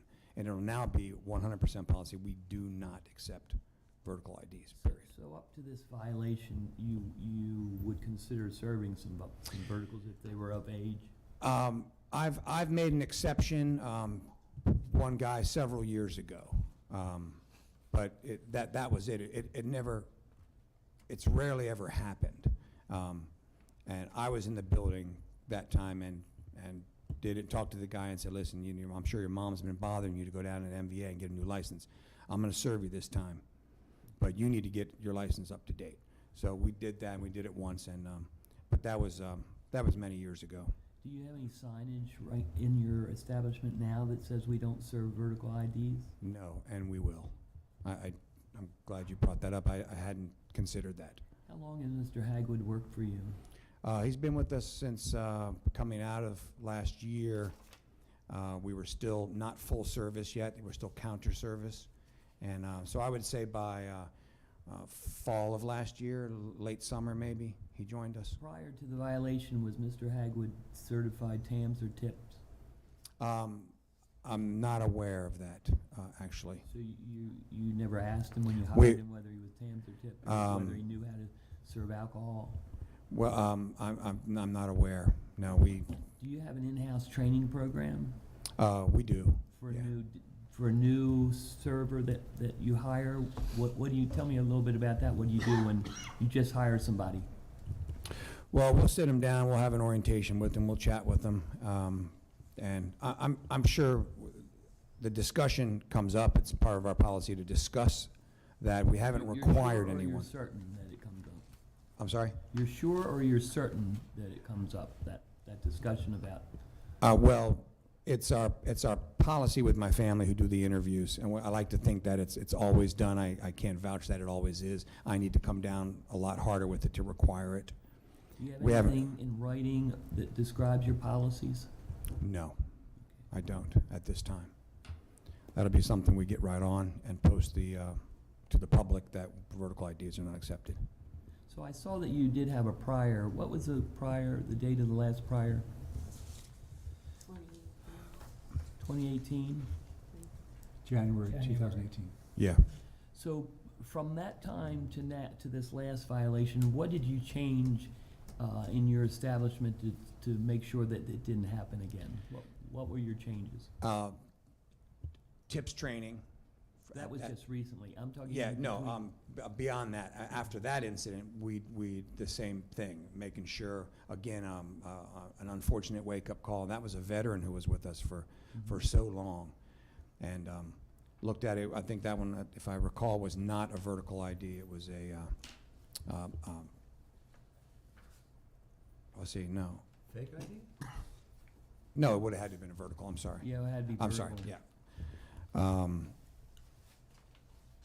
Yeah, and since then, we trained everybody again. We talked about it. Our culture, again, was hitting them at shift meetings and discussing and everything else, and just doing the best we can after that point. I just want to get one statement correct, if this is Yeah. correct. It was in there that your server said that he knew a vertical license was a person under 21. Is that correct? And he did actually tell you that? That's correct. When I asked him that question, he acknowledged that he knew a vertical license would be for somebody who was under the age of 21. But he served him anyway. That's correct. Did you talk to him about that? We have, and that, of course, makes no sense. And Is he still working for it's you? he is, and what it was is. He was devastated by what happened, and if the fog of the shift, if him running around was just, it just caught him off guard, and he made a foolish call. I think it's the hindsight 2020 where it's like, I was thinking, but How old is Mr. Hagman? 30, yeah, I think just over 30, and he's one of our, in the short period he's been with us, one of our leader type, unofficial leader type persons within the building, that because we have a lot of younger kids that look up to him, and a couple others that I have. And yeah, we made the call based on his character to keep him with us, learn from it, and have him do the right thing moving forward.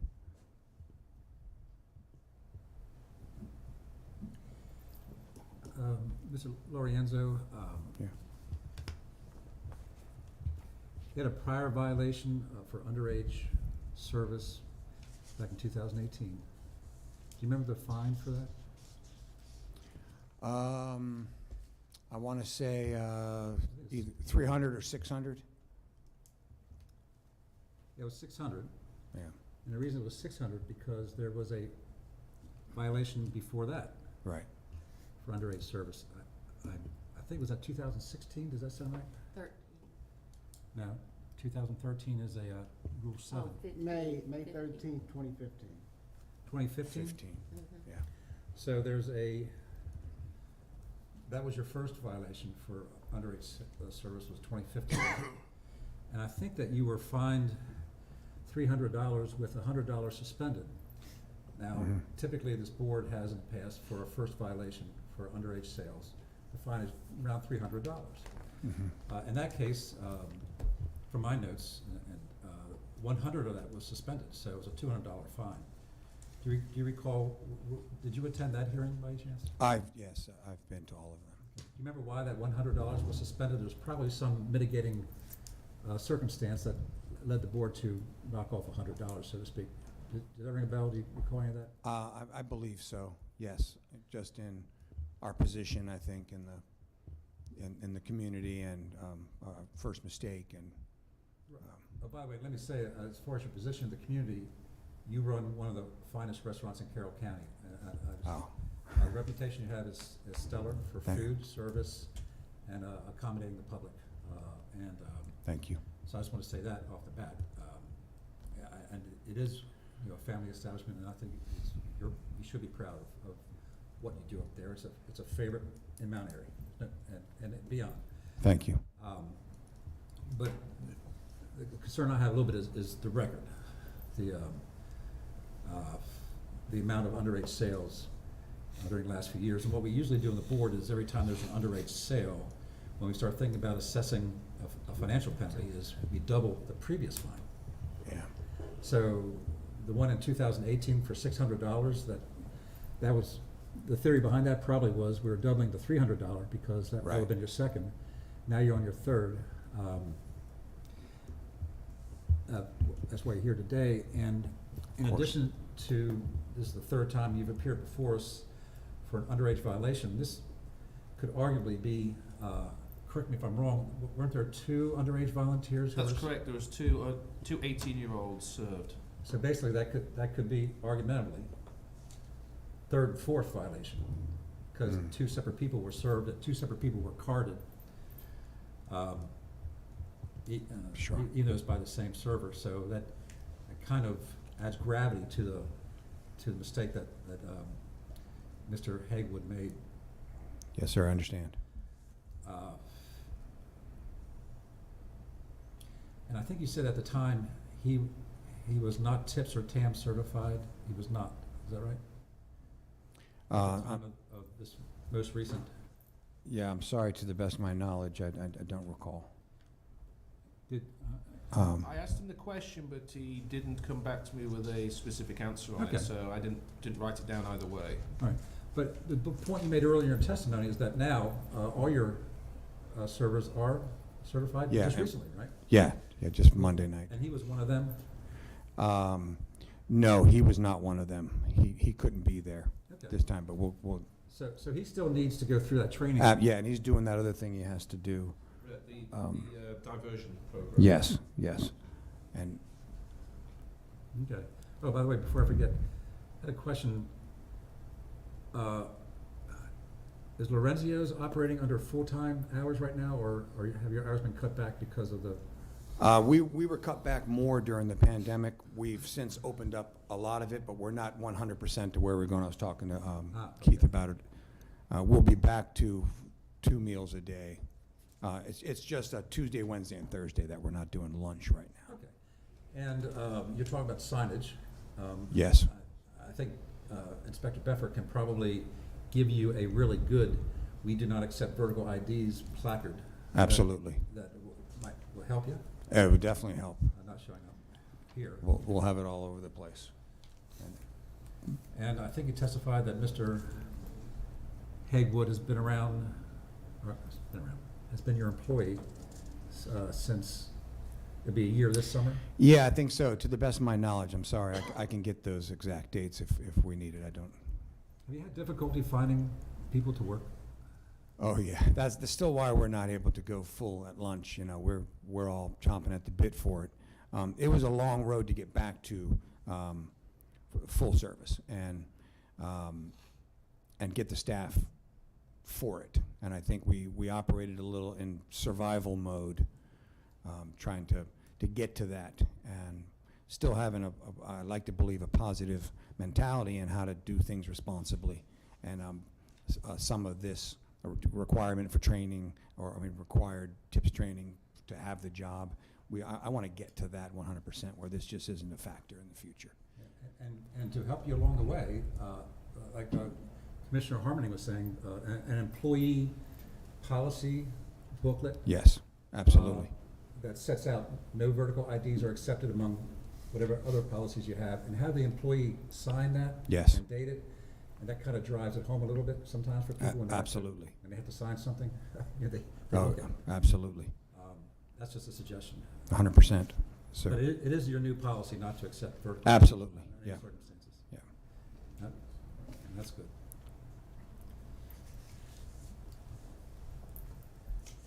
So I'm under the impression that you're only not serving 2 meals a day?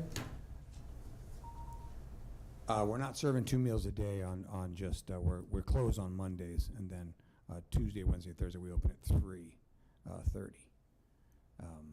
And we're hoping to go in the next couple of weeks, getting into spring with our patio open, to full meal, full day service, Tuesday through Sunday. Are we not to be notified in cases such Well- as this after the state of emergency was lifted? I don't think we ever requested that be notified, but I've been in touch with them. Yeah. And I just want to get on record that they are going to be going to back to full service. And we've touched base, and I've touched base with the manager several times in reference to that. And you have restaurants in Frederick County? I do. I have one down in Hyattstown, right on 355 north of Clarksburg. Do you have a liquor license there? Yes, sir. Have there ever been any violations? No, sir. How often have you been checked down there? I don't know. They haven't sent us letters. If we were, I like the way you guys send the letters and let us know, and then we post it, and we have a rally for the kids that did the right thing. And we'll do that from last night's victory. I'm sorry, Greg.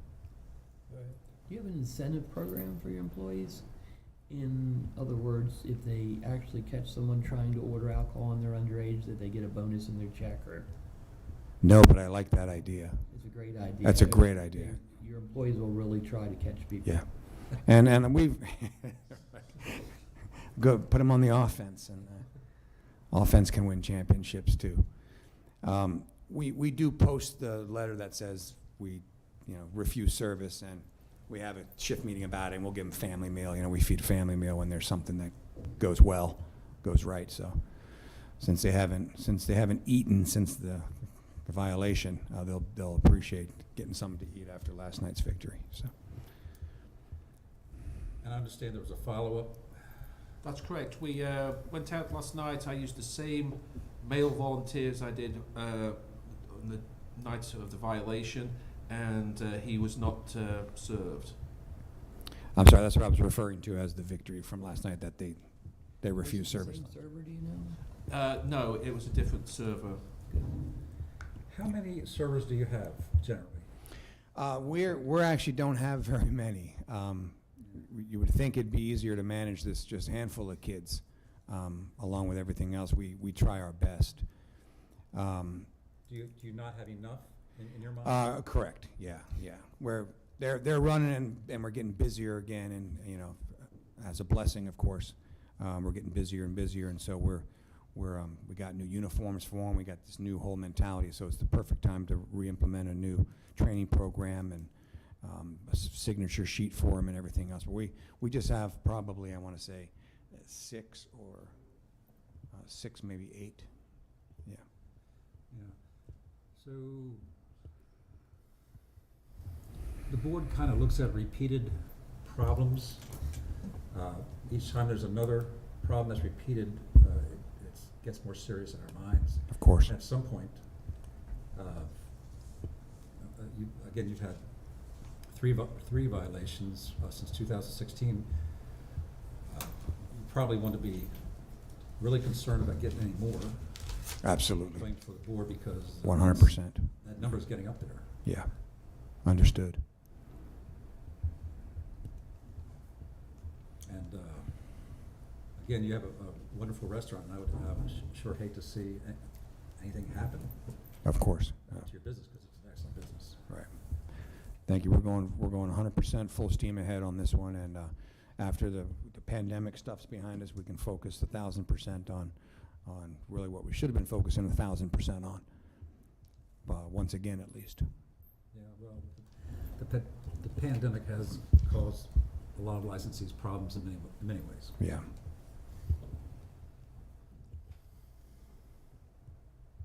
Any further questions?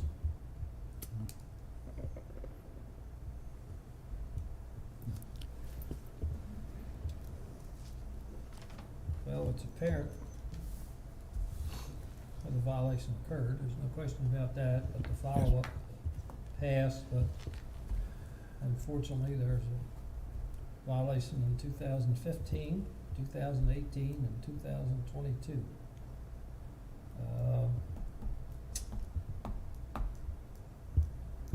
I don't like the pattern of every 2 or 3 years there's a violation. Yes, sir.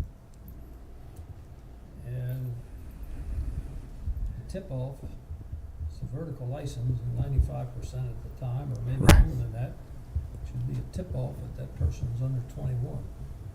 And I don't know how we can fully educate people that when they ask for ID and they see it's vertical, it should jump right out. Right. But it doesn't seem to Yeah. work that way, so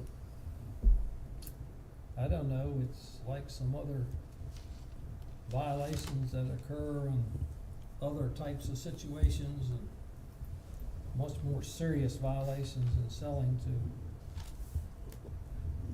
underage people. Right. Kind of disturbing a little bit, but with that said, gentlemen, you have heard the presentation and the testimony. We'll now deliberate on So the findings of the hearing. So I think at this point, it's time to get serious about not serving minors. Yes, sir. I feel like in the past, maybe, and I could be very well wrong, but this is just how I perceive that it wasn't that important to you as far as vertical license. Perhaps you accepting vertical license prior to this incident made some of your servers think that vertical license were okay.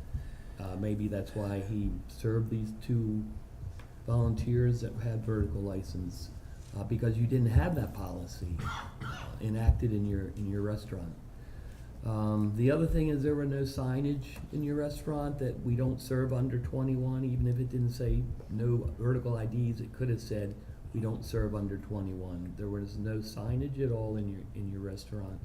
There's no written in-house policy. I don't even know if you have a policy where you go over your employees about alcohol serving.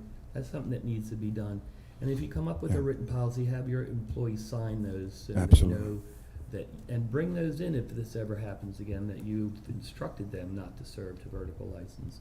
The other thing is not knowing the history behind your employees, not knowing their background, educational in liquor, and as far as not serving.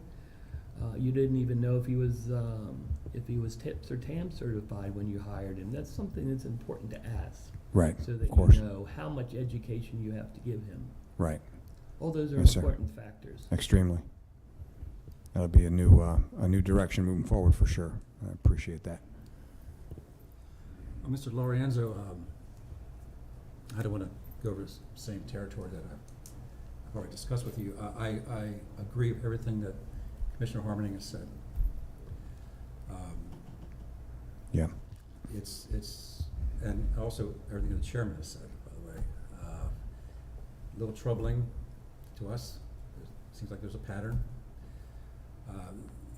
And like I mentioned earlier, this could theoretically be your 4th and 5th violation if the inspector chose to cite you that way. He didn't, but it's still, those are 2 violations at the same time. Yeah, I understand.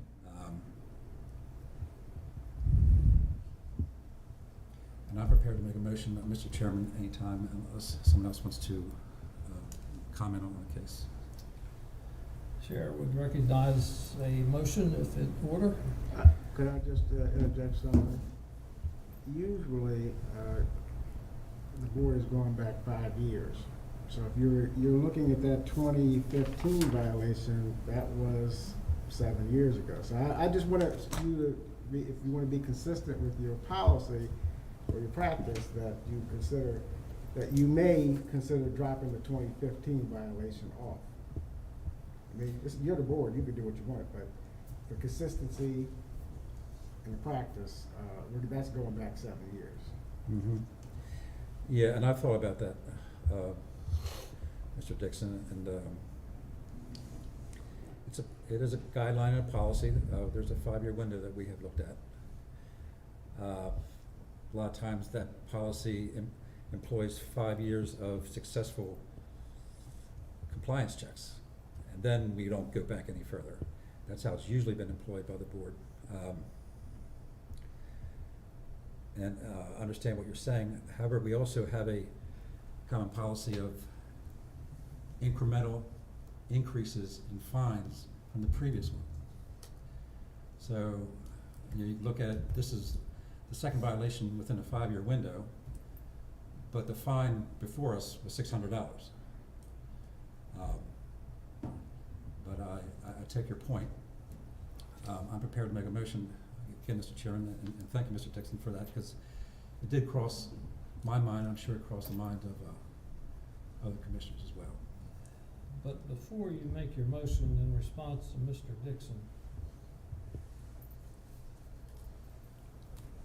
what the policy of the board has been in the past, in lieu of fines, suppose we would order a 90-day suspension of the license, which we have no history of and no policy in the past. What would be your answer to that? You just said that the board can do whatever they want.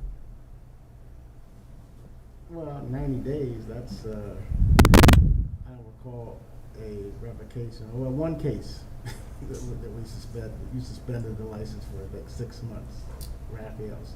So, I'm just saying you need to be, We have no history. We have no history for that. Right. Raphael's was a whole different situation and a different charge. Right. This is sales to a minor.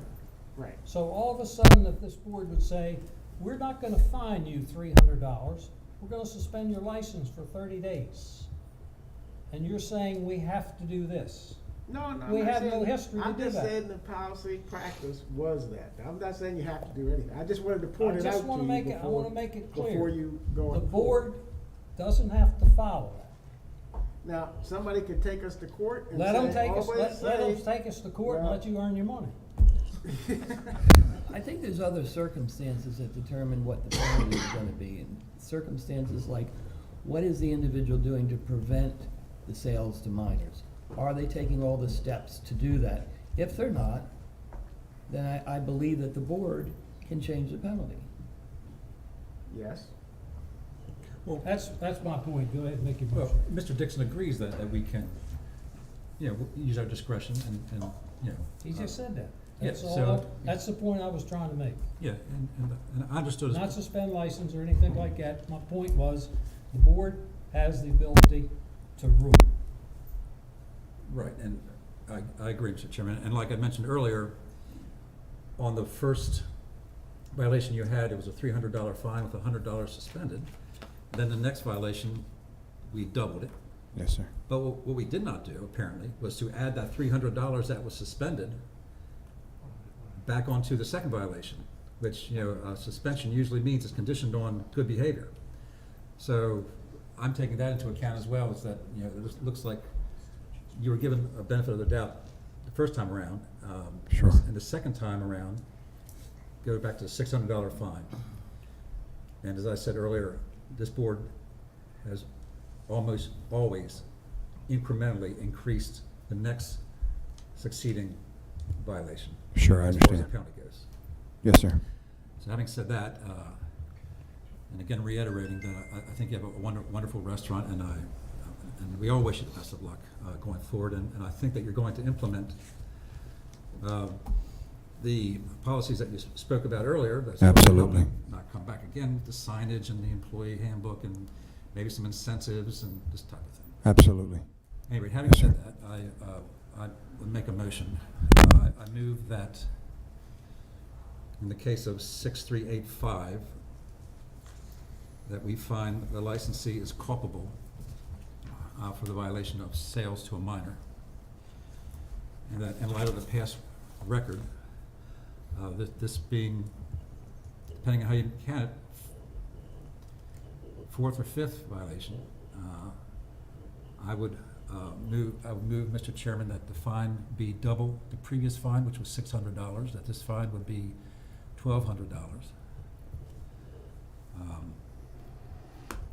That's my motion, Mr. Chairman. We have a motion on the floor. Is there a second? I second that motion. Motion's been properly made and seconded that we impose a fine of $1,200 in case 6385, sales to a minor, by Lorenzo Restaurant Enterprises, Inc., trading as Lorenzo's Brick Oven Cafe. Any further discussion on the motion? No.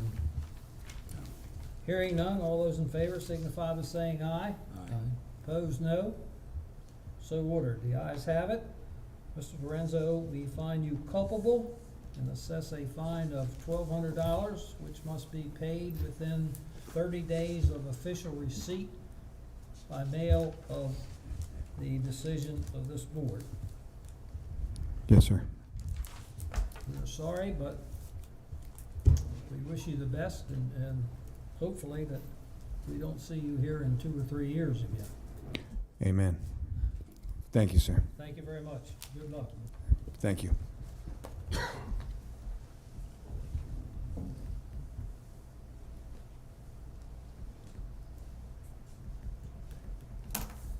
Okay.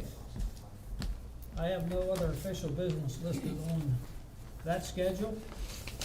We'll go back to the other business at hand. According to our schedule, we skipped over a guy by the name of Darren Barnes. Mr. Barnes is to appear to discuss delivery requests. Well, he was scheduled at 2:30, and we done the business prior to him probably at 10:30, so. Darren, if you wanna come up here before us and tell us what you have in mind. You want me to state my name on first, or is this not official? Darren Barnes, We need it for the record, Joe? I guess we do. I guess. Darren Barnes, 813 Snowfall Way, Westminster, Maryland. Christian Orr, 575 Sunshine Way, Westminster.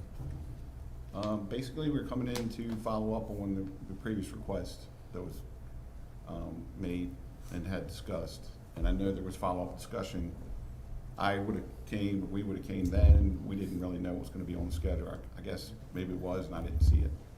So I was just coming in to find out if we could get approved. Did you, do you have any idea what your average delivery figure might be? Yeah, I would say average $400. Maybe a little higher. Is I that mean, for, what would that be for $400? Wedding. Could be for a Weddings. a wedding is $400 for liquor? Often more. I mean, A lot of times, a lot more than that. I would say the range is 300 to 'Cause 1,500. I just bought for a wedding, it was $2,500. You paid too much. House of Liquors could have saved you some money. It really depends, like some people only want like beer and wine, so it's lower, on the lower end, and then some people want full scale, upscale. Yeah. It's just My hard for me. brother-in-law just did one. We've had some that high, but It's just hard for me to believe that Average. $400 you can put on a We- wedding with liquor. We did one for my brother-in-law in November, it was 1,800. yeah. Was that a brother-in-law price? Yeah, a it's year. a little price. It would have been over 2,000. That's more like it, yeah. But, you know, so they went top shelf, you know, you got tequilas that cost $100. Blanton's. A bottle. You could get 5 bottles and be at 400 or 500, and you don't have anything, you know. I think that's a point that, Yeah, that we agree with you on. Yes. But some of them are smaller, you know, some people don't, they got smaller budgets, a lot of people. Usually if they're coming to us, they're trying to save a lot of money. It's a, you know, a smaller event or something. Suppose we said, all right, you can do it, minimum $1,000. What's your reaction? That would preclude most deliveries. Really? Mm-hmm. Well, what are your smaller events, other than a wedding? Because I know weddings are expensive. I mean, most things are weddings. I mean, there's been, we've done some of the Westminster class reunions before. So do you price it out per person at the wedding, or how do you do that? We tailor it exactly to what the client wants. You know, usually we have a meeting with them, you know, what are you looking for? You know, we try to be hands-on, that's why they will come to us, is we'll put a little more effort into it, you know, than some other Most places. people tend to overbuy.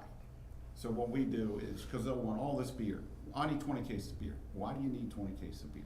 Yeah. You know, okay, are you gonna have liquor there and wine? They're probably gonna go for some of that. And then you got, your percentage of people that don't even drink. So you could have 150 people, I automatically knock 20 to 30% off. Because these days you got designated drivers and you got non-drinkers. So then you work with the lower number and you get a per drink per person, and then we ask them, how long is the reception? If it's a 4-hour reception, and if it's during the day, they'll probably drink a little less than if it's in the evening. So then we come up with an average drink per person, we multiply it out. So then we show them, if I wanted to, I could go, yeah man, I'll sell you $3,000 worth of stuff, and then they come back and they got $2,000 worth of it left. Yeah. So we could do that, but we don't. That's why we kind of got the reputation that we're just trying to sell you what you need at the right price, you know, and give them a discount. Yeah. And then we'll bring it, you know, to the venue, like the Riding Club, different wedding Yeah, venues. there's the one down Sullivan Road, a couple of them, I can't remember the names on top of my head. There's the one in New Windsor. It's interesting that you say that, because I was in charge of getting the liquor for our 5th-year reunion, where we filled the Riding Club up with people. Okay. And I got 2 bottles of scotch. We raffled the 2nd bottle of scotch off, which was never the seal broken, at the 25th class reunion. So I appreciate what you just said there about. Right, well, like scotch is overbuying like and somebody, stuff like that. Uncle Charlie wants scotch, so a bottle of scotch could run you anywhere from $30 to $100. You buy 2 bottles, and because what happens is they have 2 bars. So, you know, and then they need 2 bottles, because you want each bar to have the same bottles. But what you can do is you set the bars up a certain way to where there's certain things at one and certain things at another, then you don't have to have 2 bottles of everything. But If you've there's had, different if you've ways. had to deal with any kids or grandkids Yeah, or we're whatever talking that about are getting 1960 married, then. and they freak out. Like, you know, they don't know what they're doing, and they want way too much stuff, and I gotta make sure I don't run out. And we approach them calm and say, we've done this before, you know, you don't need as much if you're only there for 4 hours. $1,000 is a shock. No, there's no way. Well, we Yeah. probably, I mean, it's rare. We don't even do that many deliveries. I would say, you know, wedding season, that's why we really want to try to get approved, because Right. 'Cause this is when we do starting most of up, them. yeah. I mean, the wintertime, I don't think we have one place, with the senior home or whatever, that the older people, they're like a delivery like every month. You know, they get like box wines and stuff. They're very heavy, you know, so an older person trying to carry it, they just like to get 5 or 6 cases of box wine brought to them. But that's not delivered to an individual, it's delivered to the home itself, and then Yeah. they distribute. They have their but, parties or whatever with it. I don't know what they do, but the guy in charge. Yeah, most of them are, most of the weddings are under $1,000, you know, so that would block most, probably 80%. Yes. What they don't use, you take back. With With the seal. an agreement With ahead the of seal. time, with an agreement. No, ahead of I time. won't, like, that's part of our thing. If we recommend a certain amount and you go way beyond it, at that point in time, I say, look, I'm recommending this. If you wanna buy all that, we're not taking it back. Because number one, if we are gonna bring it to you, it's more for us to carry over there. And if we gotta go back and pick it back up, or they're gonna bring it back, it's gonna be a wagon load of stuff. And it's just a pain. Can You know. you legally take it back? Yeah, think so. Yeah, it was their product. Yeah, we could take returns. I mean, just like if it's a sealed product in good standing, like if you bought something one day and realized it was the wrong brand for your wife or whatever, you bring it back the next day, we take it back. As You long know, as, you know, it's as gotta long be as we can totally No, sealed. I prove. understand that, as long as you see, I just didn't realize you could take it back. Yeah, I mean, we're cautious about it, you know, compared to We don't probably like, other we don't retailers. like to, but you it's, know. everybody does Yeah. take stuff back. I'm sure you'd take a George Stagg back. I'll take that back, Yeah, for sure. yeah. I'll Or take a- that right now. or a Now, Weller. on a personal note. Or a Weller, Huh? or a Blood Oath, or a Weller, I'd Yeah. take those back. Yeah. If the board were to grant you this authority, what is your expectation of how many times you would make deliveries? Let's start with 500 on up. In the upcoming season, have you thought of that? I would say one a week. One a week during, just. I mean, on average, sometimes it's none, sometimes it's not. Yeah. Sometimes it could be 2. 20, maybe? You mean in the whole summer, you mean? I'm talking about the wedding season. Yeah, like, Ostensibly, well, this is for. It's mainly on let's Friday, say like Saturday. April to October, I mean, maybe 20. Total. It's hard to say. I mean, certainly like the last couple of years worth of, you know, data is not normal, you know, I mean, there Yeah. haven't been weddings and, or as many. But I think probably around 20. So right now, if someone wants to buy a large supply of beverage alcoholic spirits for an event, right now, they come to you and you load it onto their truck. Oh, Yeah, we can yeah. do that. Because we do charge a fee to deliver normally, because like, well, you know, usually he's the one delivering, or I've delivered, and maybe one of the other managers, but typically it's somebody that's familiar with the event and the people. I thought you had to have authority from this board to deliver. Yeah, no, we had permission Well, from we the board. stopped to be We once. stopped when Yeah. Keith let us send the email. Okay. The previous board, I had permission to deliver. Yeah. Okay. Yes. I've been delivering for 25 years. I mean, and then there should be a letter in the file unless they cleaned it. He has, right? Did you have a minimal price for delivery before? I mean, I won't deliver anything under $100. Yeah. I mean, No, but I mean, but if somebody called up and was like, "Hey, can you deliver to our?" We don't. That's not what we do. It's like we basically tell people we deliver to weddings or large well, events. I don't want to start that up. I mean, You know. you institute a service like that, you're asking for a whole nother animal. Mm-hmm. You know, it's more cost to you. You got cars running like a pizza place? No. I mean, that's nothing we want to do. Yeah, there's no So capability. there. you would want to be able to deliver, but have things planned out ahead of time. You wouldn't take a phone call and. For the most part, I mean, Yeah. I have done We don't have where the staff for that. we've mean, done like, it where it's you just know they not- get to the event and they do run out of stuff and they would call us. You know, Yeah. I'd still like permission to be able to deliver that same day if somebody called, but we typically don't like to operate that way because on something of that scale, you got to write up a ticket, you got to price it out. You know, it's normally I would say 99% are pre-planned. Yeah. 99.9. I It's don't even- 99, I guess 99% pre-planned, but you still want the ability to do that 1%. Well, the only That- thing that makes you how much would be money? the situation, you know, that he's talking about, and that's only happened maybe a couple Yeah, of times. as a courtesy, ever. like, say the Yeah. keg they have isn't working or something, and I gotta Right. run another keg. Yeah, or something's Yeah, broken or well, something. but they've you know. already planned it with you. Yeah. That's the Right. same So event. It's the this same this is thing. just a supplemental to a Yeah. pre-planned event. Yeah. We're not, well, I'm not talking about that. I'm talking about someone calls you I would cold. say, I would be fine with 24 hours notice, because you do have people that wait till the last minute and they want stuff. And they'll come in and we'll just, hey, I'm, you know, something happened and I need this stuff tomorrow and I can't come get it. Can you bring it? They'll come in and we'll get the list, yeah. But, no, we could do it that way. Yeah. It's like, especially like the nursing home, what is that place? Is it Brightview. Brightview, you know, they could spur the moment, forgot they had an event tomorrow or something, and he calls and goes, hey, I need it, you know, so. I mean, like you said, we really can't accommodate that. I mean, if some calls It's a there, labor we thing, don't yeah. have people, we don't have it's in my truck or Darren's truck, you know what I mean? We just don't have people to do that. So, I mean, it'd be nice to have the ability in an emergency situation, but quite frankly, that emergency situation would not come up hardly ever. That, it doesn't really happen that much. I can't even really recall doing that anytime, you know? I've had one time. We when try they not called to me- make mistakes they called on me the from initial order. Whatever that place is up in Sullivan Road, I think Rock Salt caters that a lot. Gotcha. They had an emergency one time, you know, we had to take them something, you know. So, how about I think it was 500? ice, actually. How about $500? Would you live with 500? No, Probably not. I'd say 200, but Well, even we I'd were- say 150 would be probably the number. Yeah, I have a concern Mhm. about that low threshold. And my concern is kids throwing a party. Wouldn't And, happen. wait a minute, let me finish. Kids throwing a party, but they have someone there who's of age, who calls you, and you deliver booze to this house. And it's only $150. And, you know, I think 10 kids can scrape together the money to have like an underage party. That's my Yeah, but they concern. can also drive up and have the underage kid come in and buy. You They do it can, all but the it time. doesn't, you but know? you're not it's gonna- different.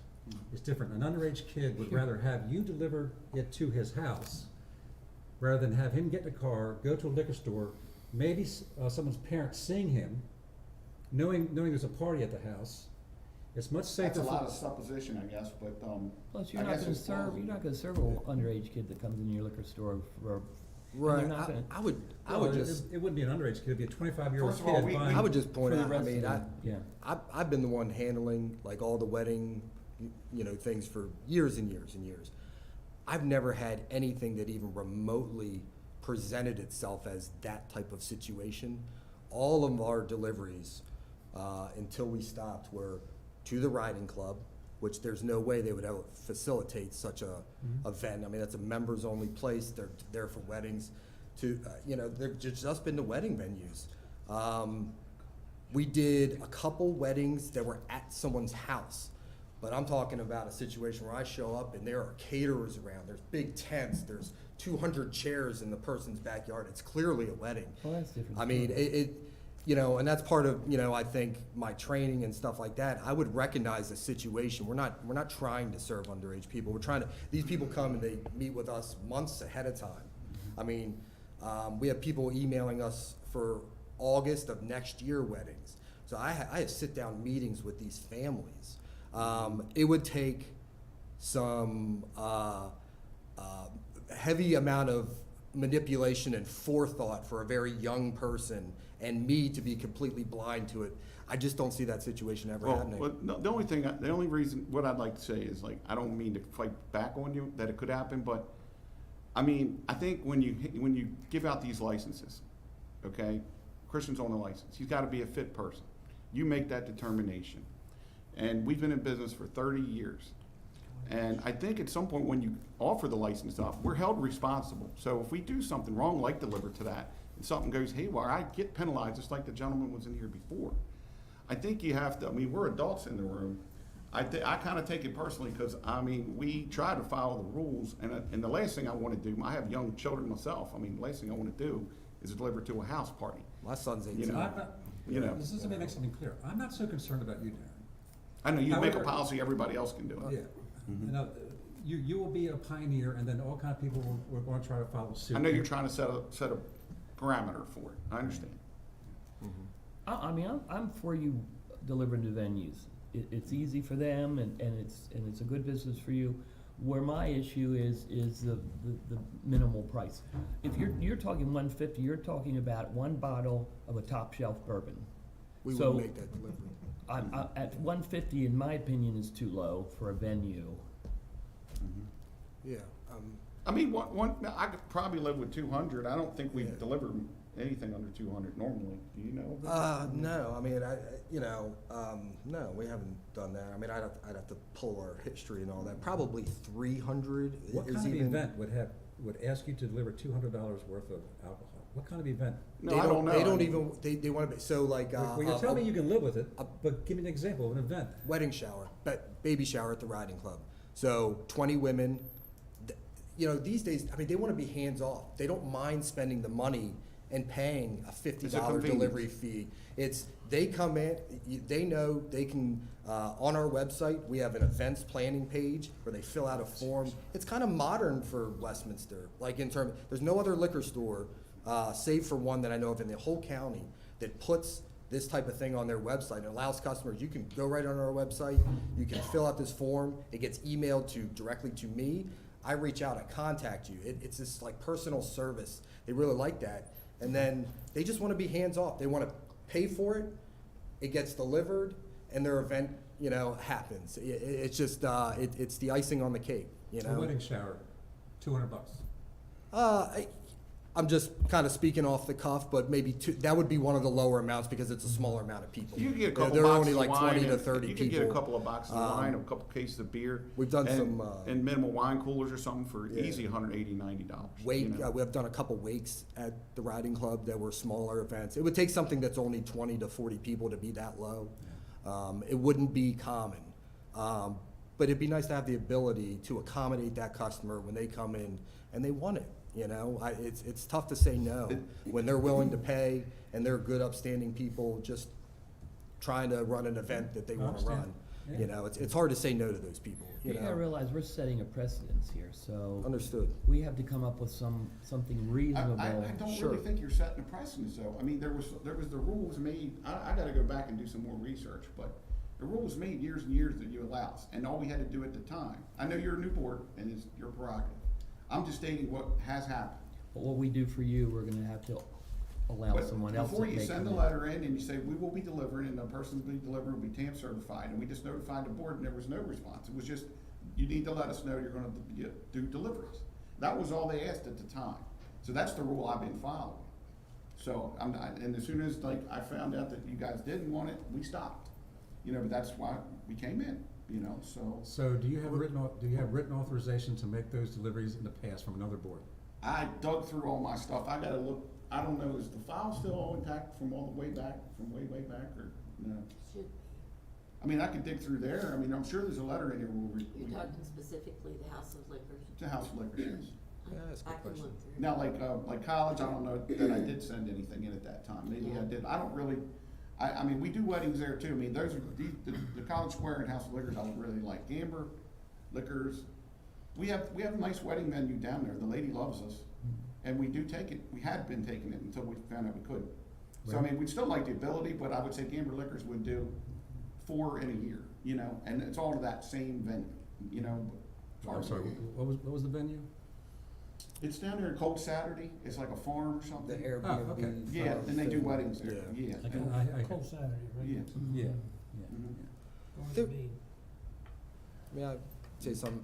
Theoretically, so if you set some parameters and you approve this, and then therefore us, if any other store, you said you weren't necessarily worried about us, No. but if any other store wanted to deliver, they would have to come in here and be questioned by you, correct? So you'd be able to ask them some pointed questions about what they're intending to do with that ability? So you get the opportunity, right, to, to check with each individual store and what their intentions are. I only bring that up because I understand you were speaking to setting a precedent, and then it kind of opens things up for other people. But you would get the ability to grill those other people and what their intentions are. So I don't mean to grill you. Oh, no, I mean it in a bad way. I just meant No, you don't feel it. for lack of a synonym, you would get to question them about what their intentions are. So if somebody else was intending to do something that is not what you want. We wouldn't find it out by asking them questions. Let me trust. Understood, but I guess what I'm pointing out is, you would have the opportunity. We'd have opportunity to judge the applicant. Yeah, and if they're, I mean, just like us, if they're saying that that's not what they're intending to do, all you can do is take the, I mean, I guess if. I understand. I think we just need to find a number that works. That's what we're looking for. Because the minimum problem is, number. like, I'm fighting for a lower number only because it's the United States of America and I like the freedom. wanna You get as know, low I as like you freedom. I think, personally, I think we should be able to deliver anything we want to deliver. But that said, I do understand, it's not profitable for a liquor store to deliver alcohol in that small amount. Drizzly and all them, they make it away because it's like, they pick it up on the way from somewhere else, and, there's other states that have grocery stores and they're picking up groceries at the same time as alcohol, but that's not what we do here. We're strictly, if I sell $200 worth of liquor, I'm probably making $20 to $25 total.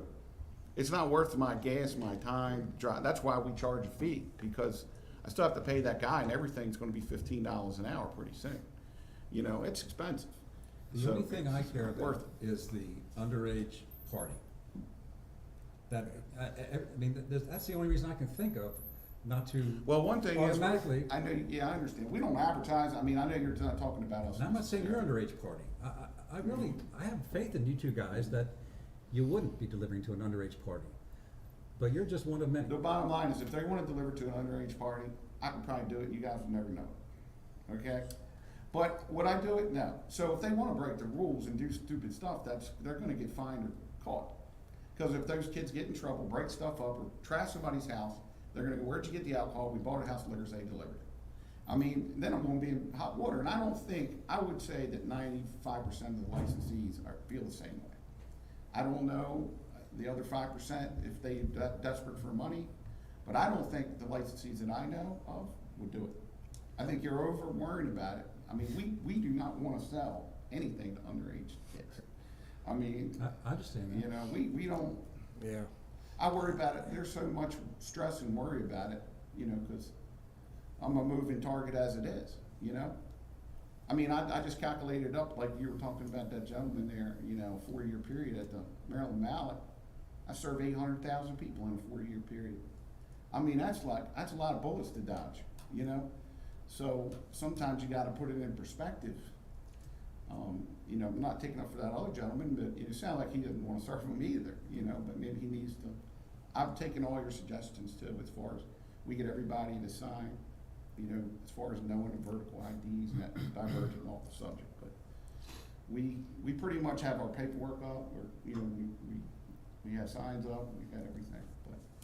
Well, we're not against your delivery, that's the thing, we're just trying to come up with a reasonable minimal. I mean, 200 Ordering is price. probably, for wedding, it's probably never gonna get down that low, but, I mean, there are reasons that some people, they could be having a small party and say like, I don't wanna just say we're gonna do venues, but we don't, Right. we don't necessarily take calls, but like, if a friend of mine calls me, and, you know, he's got $1 million home and he's got all these guests over, and he calls me, hey man, I can't get out of the house right now, I got all these guests in the house and I forgot to get this. I mean, I'd say, and then I gotta tell him, oh, it's gonna be $200. I mean, obviously, it's a friend of mine, I'm gonna take it over as a friend. It's not a business at that point. I take it to my house first and then I take it to his house. But, I mean, there's ways around everything. I think the $200 minimum is pretty good. That does preclude the example I just gave. But, I mean, obviously, if I'm going over and he's got a lot of money, I'll take him some extra stuff to make it 200. But I could also charge him a $100 fee to bring it. I think to a certain extent, what you're trying to say is, if there's a retailer out there that wants to serve underage people, they'll do it in their store. Mhm. They're not gonna go out of their way to drive it to an underage person. Mhm. I mean, that person already lacks a moral compass, right? Yeah. We're not talking about somebody doing it intentionally, we're talking about a group of kids that come I up think with. kids are smarter than that. If I was a young kid, It the would- last thing I'd do is get a liquor delivery to the house I'm having a party at. That'd be the last thing I'd do.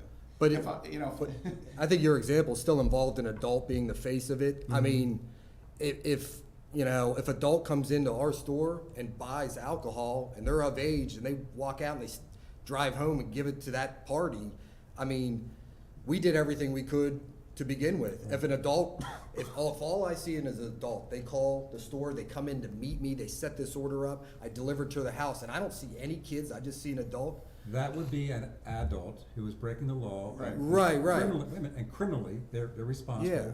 Right. And you are absolved from responsibility because you sold legally to Right. an adult. That's not the situation that we're worried about. Explain then, like, what you think could happen. I think before we get too deep in this rabbit hole here, I mean, I think you gotta have some faith and try it out at 200.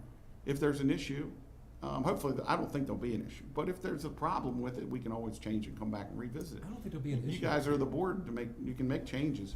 I just think making the limit too high kinda precludes a few circumstances where it would be, I don't feel comfortable thinking about breaking the law, you know? The guy calls me up from the house and he needs it for his house party, and I know he's 50 years old and his daughter's getting married tomorrow and they're having a little party and he forgot to get something, you know, and he said, hey Darren, you know, on your way home, could you drop this off, and it's $150. I mean, I'm gonna feel like I'm breaking the law, you know? I mean, you know, Are so. you making money if you're gonna deliver $150? I would do it as a favor. Some of it's just keeping a customer. Yeah, that's a too. favor, but it's still technically, you know, I brought, It's if still I, delivery. it's still a delivery. Violation Right, of the rule right. then. But it happens to me. I'll be honest with you, while we were sitting here right now, I had an old man that's a friend of mine, and he left me a voicemail. I can play it for you. He said he's housebound. Do we make deliveries? If not, don't call me back. Literally. You know, so do I take it over to him or not, you know? If you had the authority, would you take a six-pack of beer? You just. No, the only reason I would do it for him is because he's a friend of mine. Now, if he called there, Christian wouldn't do We it. wouldn't do it. So I'm just saying there's demand for that, but I don't really want to do that. I would probably just take that as a friend. I wouldn't even charge him, you know, because he's 90 years And you old. can do that without our permission. Okay. You can give away your product without a letter from us, right? I don't know. I guess we give a lot of it away as it is, believe You me. got a lot of friends at 4 stores. Well, this guy probably shouldn't get it anyway. If his wife finds out, I got to call her first to get permission. Let's put it that way. He comes to the mountain. He was on a 3-drink limit, you know. Well, So let's not get. he can't get in trouble because Darren's not on a license. Well, Christian would get in trouble. No. You're not as an employee because you're not on a license, so they can't come after you. Well, they come after the store. So, you know, we talk about having licensees request stuff, so, you know. Oh, wait a minute. I mean, it's It's a about a store total owner. different thing, my friend. Yeah. No, I don't think that. If I'm anytime you're representing You a ain't even apples and store. oranges. You're so far different. It's pathetic what you just said. No, what he just said was like that guy, the guy sitting here that was a licensee a minute ago for Lorenzo's. You know, he didn't serve it, but he still got held responsibility. Wait. You know, Are you the licensee? I'm not the licensee. See, He's the that's where licensee. you get off easy. You got somebody else on every one of your licenses. No, I mean, I like it that way because like if something really nice comes up, then I always have a backup. You can always buy the 5th store. Still the owner. I of the don't want store. to. Christian is the licensee. Christian, that's I'm why. the I'm license- I'm the I licensee. know, I'm But- just No, telling you. I was just gonna do Derek it. ain't His the ex-wife license on on any a of them. license. I know. Can I make a suggestion? Feel free to shoot it down. Who? Glad that's not loaded. If you grant it to the House of Liquors in College Square, based on what they have testified to of how they do it, that they always meet with people ahead of time. It's not a, you know, kids It's not a phone call. deciding on Friday that they wanna have a party that night and get alcohol. It would set the precedent, but you could also set the precedent of anybody else who asked would have to have a similar system. Restriction, personally meeting with the customer. Yes. Is that what you're saying? Like a Like- prior contract. I don't know, I'll be Something honest, I don't know the planned law, but I don't know how we could really Ahead police of that or, no. It's, like, in my opinion, we should set it up, I appreciate your consideration, but I think we should pick a number, you should pick a number that you're comfortable with. 500 would pretty much, I mean, there's probably 30% of them that are between like $350 and $500. So that would preclude a good bit of them.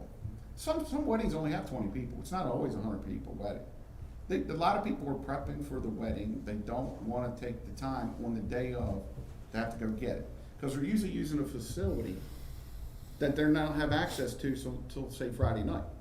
And then they want the beer cold, so we put it in the cooler, you know? So then when they're over there putting their gowns on and everything, we bring it over there, you know? And the bridesmaid and the bride's dad and mom, they don't want to take the time. So they're willing to pay the $50 fee for us to just drive it over. You know, so I mean, 200, 250, but I mean, I don't think you're ever going to stop what you're trying to stop, Mr. Barnhart. I mean, if people are going to break the law and do things they shouldn't, they're going to. In the essence of time, let's say 250 and start. Okay, could that include my fee? Like I always charge 50, so if it's 200 plus 50, they You just still. jumped ahead of me. You just jumped ahead of me because if you'd agreed to the 250, I Mhm. was gonna ask you what your $50 fee was. And you What was my gonna tell fee me was. $50, so you're collecting $300. And based upon what you just said, which I ain't sure is 100% accurate, on that order, you're gonna make $20, $30 off of it, but you're getting a $50 fee. Now, But a lot of times I give that to whoever delivers, like if it's Christian, he'll take some of that.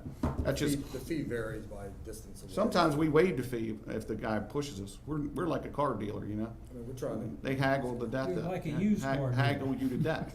Used car dealer, yeah. Yeah, I mean, they're like if it's a really difficult person, it's a hard place to go or something, we could charge 100. We don't have a set fee, but 50 is pretty much the minimum that we would charge. To So answer in the your essence of time, 250? I just wanna move on here. Okay. I have no qualms. I'm fine about with you- it. I have no qualms about you all Okay. being I'll qualified agree. and so on and so forth. I'm to deliver. agreeable, and then we can see how it goes and We're maybe just talk trying to about it figure out next a year. number, that's all. Okay, thank you. I think Would that be 250. agreeable? I think To 250. start with? That's 250 is Keep a agreeable. tally for us. And that doesn't include your $50 Okay, charge, so it Keep- would be a total of the 300. gotcha. We Well, got a we can form- make it work. We got a form here. Do you have any copies of this for Darren? I think I already have I them. can change the If- number. I have them. Make sure you fill out one of these forms and No a problem. year from now, we'll review it. We always love forms to fill out. The more you can give us, the better. Well, this is not, Let me see, I'm probably gonna go home and fill out 100 of them tonight. it's not that much. That's what I do, that's why I'm not on a license, I'm just filling out. So if I were to forms. call you and order a 23-year Pappy, you'd deliver it over? We tell you. If you can get, if I. We if I tell you had good 20 luck, sir. If I had a 23-year Pappy, I'd be delivering it to myself. I did have a 25-year Pappy. Wow. I didn't deliver that one. Well, I told you that Yeah, Fifth Scotch that was didn't get very 25 years far. old, and I don't know how old it was when I bought it. Well, we appreciate your, I know you had to consider it because it's, so thank you. So Appreciate it. we're agreeable. Yes, sir. We agreeable with that? Yeah. So I'm considering the fact that I already sent the letter in for College Spring and all, that was all, so we're approved of all of them, or?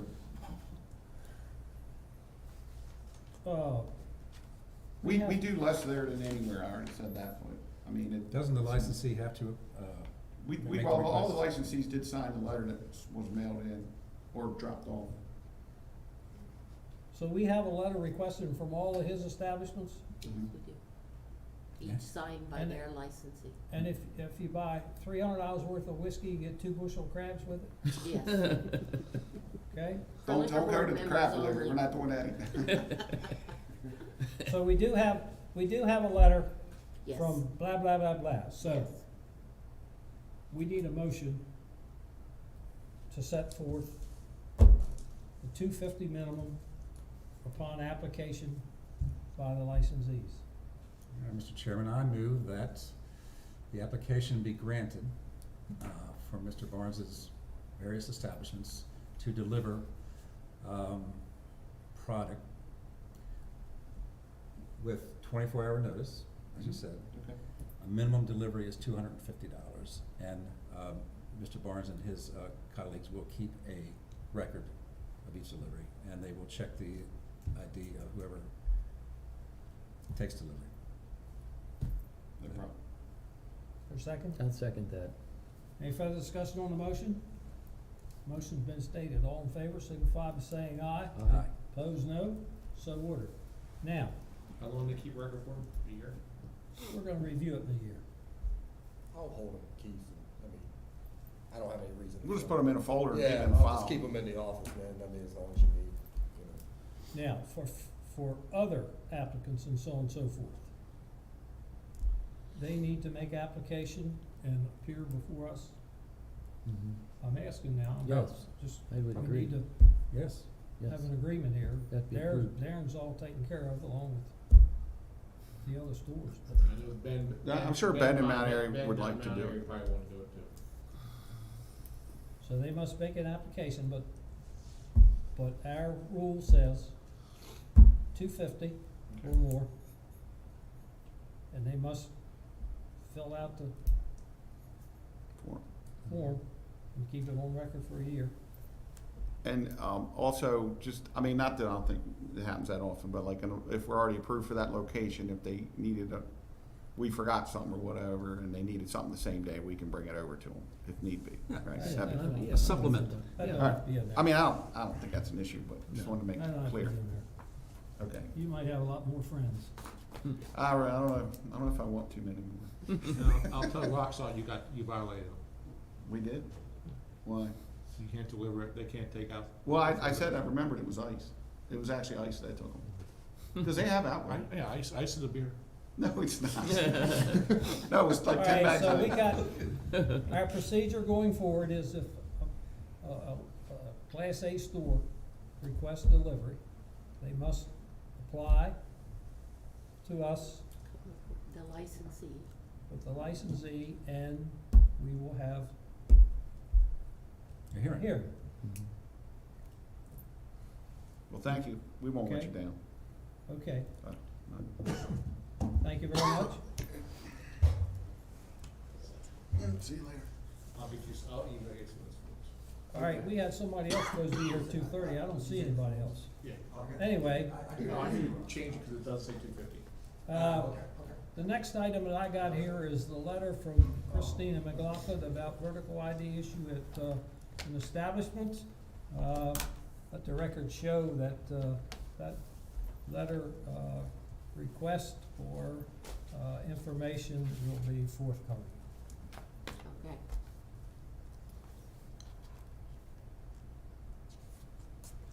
Next item is a one-day liquor license for an outdoor event by the city of Tonytown for their annual wine, art, and music festival on May 21st. Any objections? No.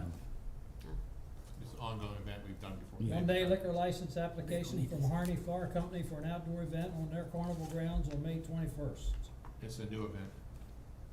Well, it's the same day as Tonytown, so they must be celebrating up in the north end. Any objections? No. I have none. One-day liquor license for a Veterans Appreciation event at the Farm Museum on May the 15th. This is a big event sponsored by the Commissioners of Carroll County along with other groups. Yes. They expect several thousand people to attend. And as I said, it's sponsored by the county commissioners. Any Do you objections? wanna- No. Letter of plans from Blue Azul, they're not here. That's who was supposed, Tony was gonna Yeah. go, wasn't he? It was supposed to be at 2:30, but I guess he's not here. Letter and plans from Cranberry Liquors requesting sorry. approval of the expansion of Hold their on, store into an adjacent storefront. So we got a request here and a plan, so forth. Keith, you know what it is? Yes, they bought the building next to them. I mean, that's Which- all. Which one are we talking about, Cranberry? Yeah. Okay, Which, when you face the store? left side. No, this is The left Luna- side, Luna where's Zoo. the veterinarian, there's a vet? Yeah. No, This- no, this the is next not one here, over. we Yeah. can Okay. still- Oh, They're gonna go from like he's 4,000 went to the about next 6,000 one. square feet. What happened with Luna Zool? Yeah, are we You doing can We Luna didn't Zoo? do nothing, cause you got on here, it'll appear at 2:30. Well, you've But- got all the information. Right, if he does, All right, well, let's get rid of Cranberry Liquors. All right. Okay. You wanna see the thing or anything? That's over. You also, Yeah. any objection? No, no objection. Any objections, George? No, I have no objection. All right, now we'll go back to Luna Zool. I skipped over them because I thought somebody was coming. Luna Zool wants an expansion to an adjacent space also. they took the space to the right of them as you face Luna Zool. Luna Zool's in Hampstead, Right. next to Hoffman's Ice Cream, or which, or is- J.J. Huffman's Ice Cream. J.J. Hoffman's, yes.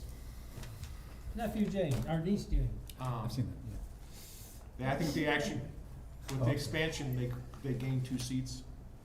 What? With the expansion, they gained 2 seats. But most of it's like a carryout section, and they spread out the seats. They actually have 18 seats over there, but overall total, they went up to 70 seats. Because now they spread it out more.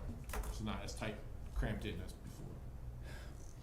Well, this is a good illustration here. You can go in Huffman's and slip on the floor on ice cream, and there's a chiropractor on the other side of it, and you get a drink in between and get everything settled at once. So no pain, so now you get rid of, you drink to get rid of the pain, and get a chiropractor to fix it. Any objections? No No. objection. I promised somebody we'd have him out here by 3:30, so we're moving. Email from County Line Cantina informing the board of a temporary closure. They out of canteens or something? Their manager / chef is going back to Mexico for a couple weeks. And then they're gonna discuss going forward. They're not doing too well. I just went by there 2 nights ago and finally saw the sign. I knew where it was, but they got a board sign out on the corner. So, they're requesting temporary closure for, did they tell you how long? Till the end of April. Till the end of April. Or it might be longer too, but. I have no objection. Yeah, I don't have any objections to that. Well, you either go with Brother Services or you go into not Highs, what's the other one, the one they tore down at the corner? 7-Eleven. 7-Eleven, yeah. Letter from Wendy Johansson requesting O'Lordens be allowed to participate in the wine stroll, barbecue stroll, oyster stroll, and the City of Westminster events. Well, we give her husband permission, so is there any objections to Wendy's? Mm-mm, no. No? The gym would be out there at Lord's testing Testing the oysters? and the Guinness, make sure the Guinness and the oysters go along together. Plans and requests from Sergio's to have a beer garden in front of the restaurant. Not I a beer remember- garden, but more outdoor seating. Well, it says beer It says garden, beer that's what they garden. sent me. It's not, it's supposed to be outdoor seating. Well, that's, I'm on you, hey, I'm reading what's in front of me. And I'm not a mind reader. And look at what he sent. It says beer garden on what he sent. That's Well, why I that put Says beer garden. They had that seating before there. Habaneros. Yes, they did during COVID. Yeah. Was that on a platform of some sort? No, it was a Wasn't on a parking lot. riser? Parking lot. Just on the ground? Well, my question to you is, do they have permission of the landlord? I do not know.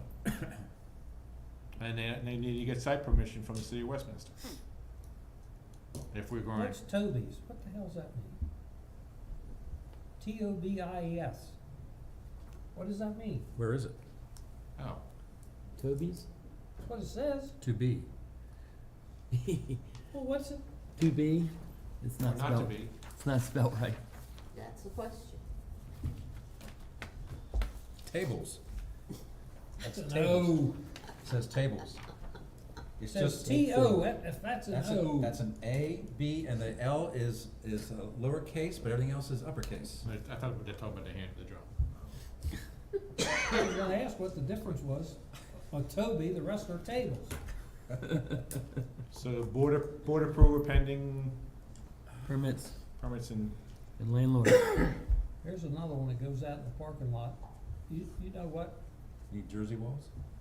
That, I'm gonna have to tell Cole, right, he done some work there, the new landlord, in lowering those things that go out there, those concrete things that go out there, so you could open the door over top of them without hitting. All right, the last time we were there, remember we parked and Yeah. you had a hard time getting out Yeah, because there well, was he's lowered cut the top of them off and cut them trees down, stuff like that.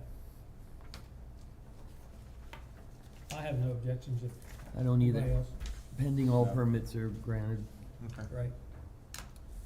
Cinco de Mayo, what do they wanna do? Request from Cinco de Mayo Westminster to be able to sell alcohol in their parking lot for the Cinco de Mayo celebration. They did this. They Didn't did this do year. that last They did- year, the yeah, year they- before, or whatever? They They're did pretty this much every same year. every year. Well, they now do what, it. They put a tent up, I was gonna say, didn't they put a tent up Mhm. before and have it out there? yes. Mhm. Yep. Any But this is a objections? temporary, Nope. this is only temp for one day. No objections to that. no. Joe, Yes, I don't have anything on this sheet, I don't think I missed anything. I don't think you did. You did a good job. Okay, is there any other business to come before this all-stoop body? If not, Yep. according to the schedule, our next meeting will be on Wednesday, May the 11th, 2022 at 10 a.m., I assume in this room. If there's nothing else to be brought before this group, hear ye, hear ye. All in favor of adjournment, signify by saying aye, opposed no.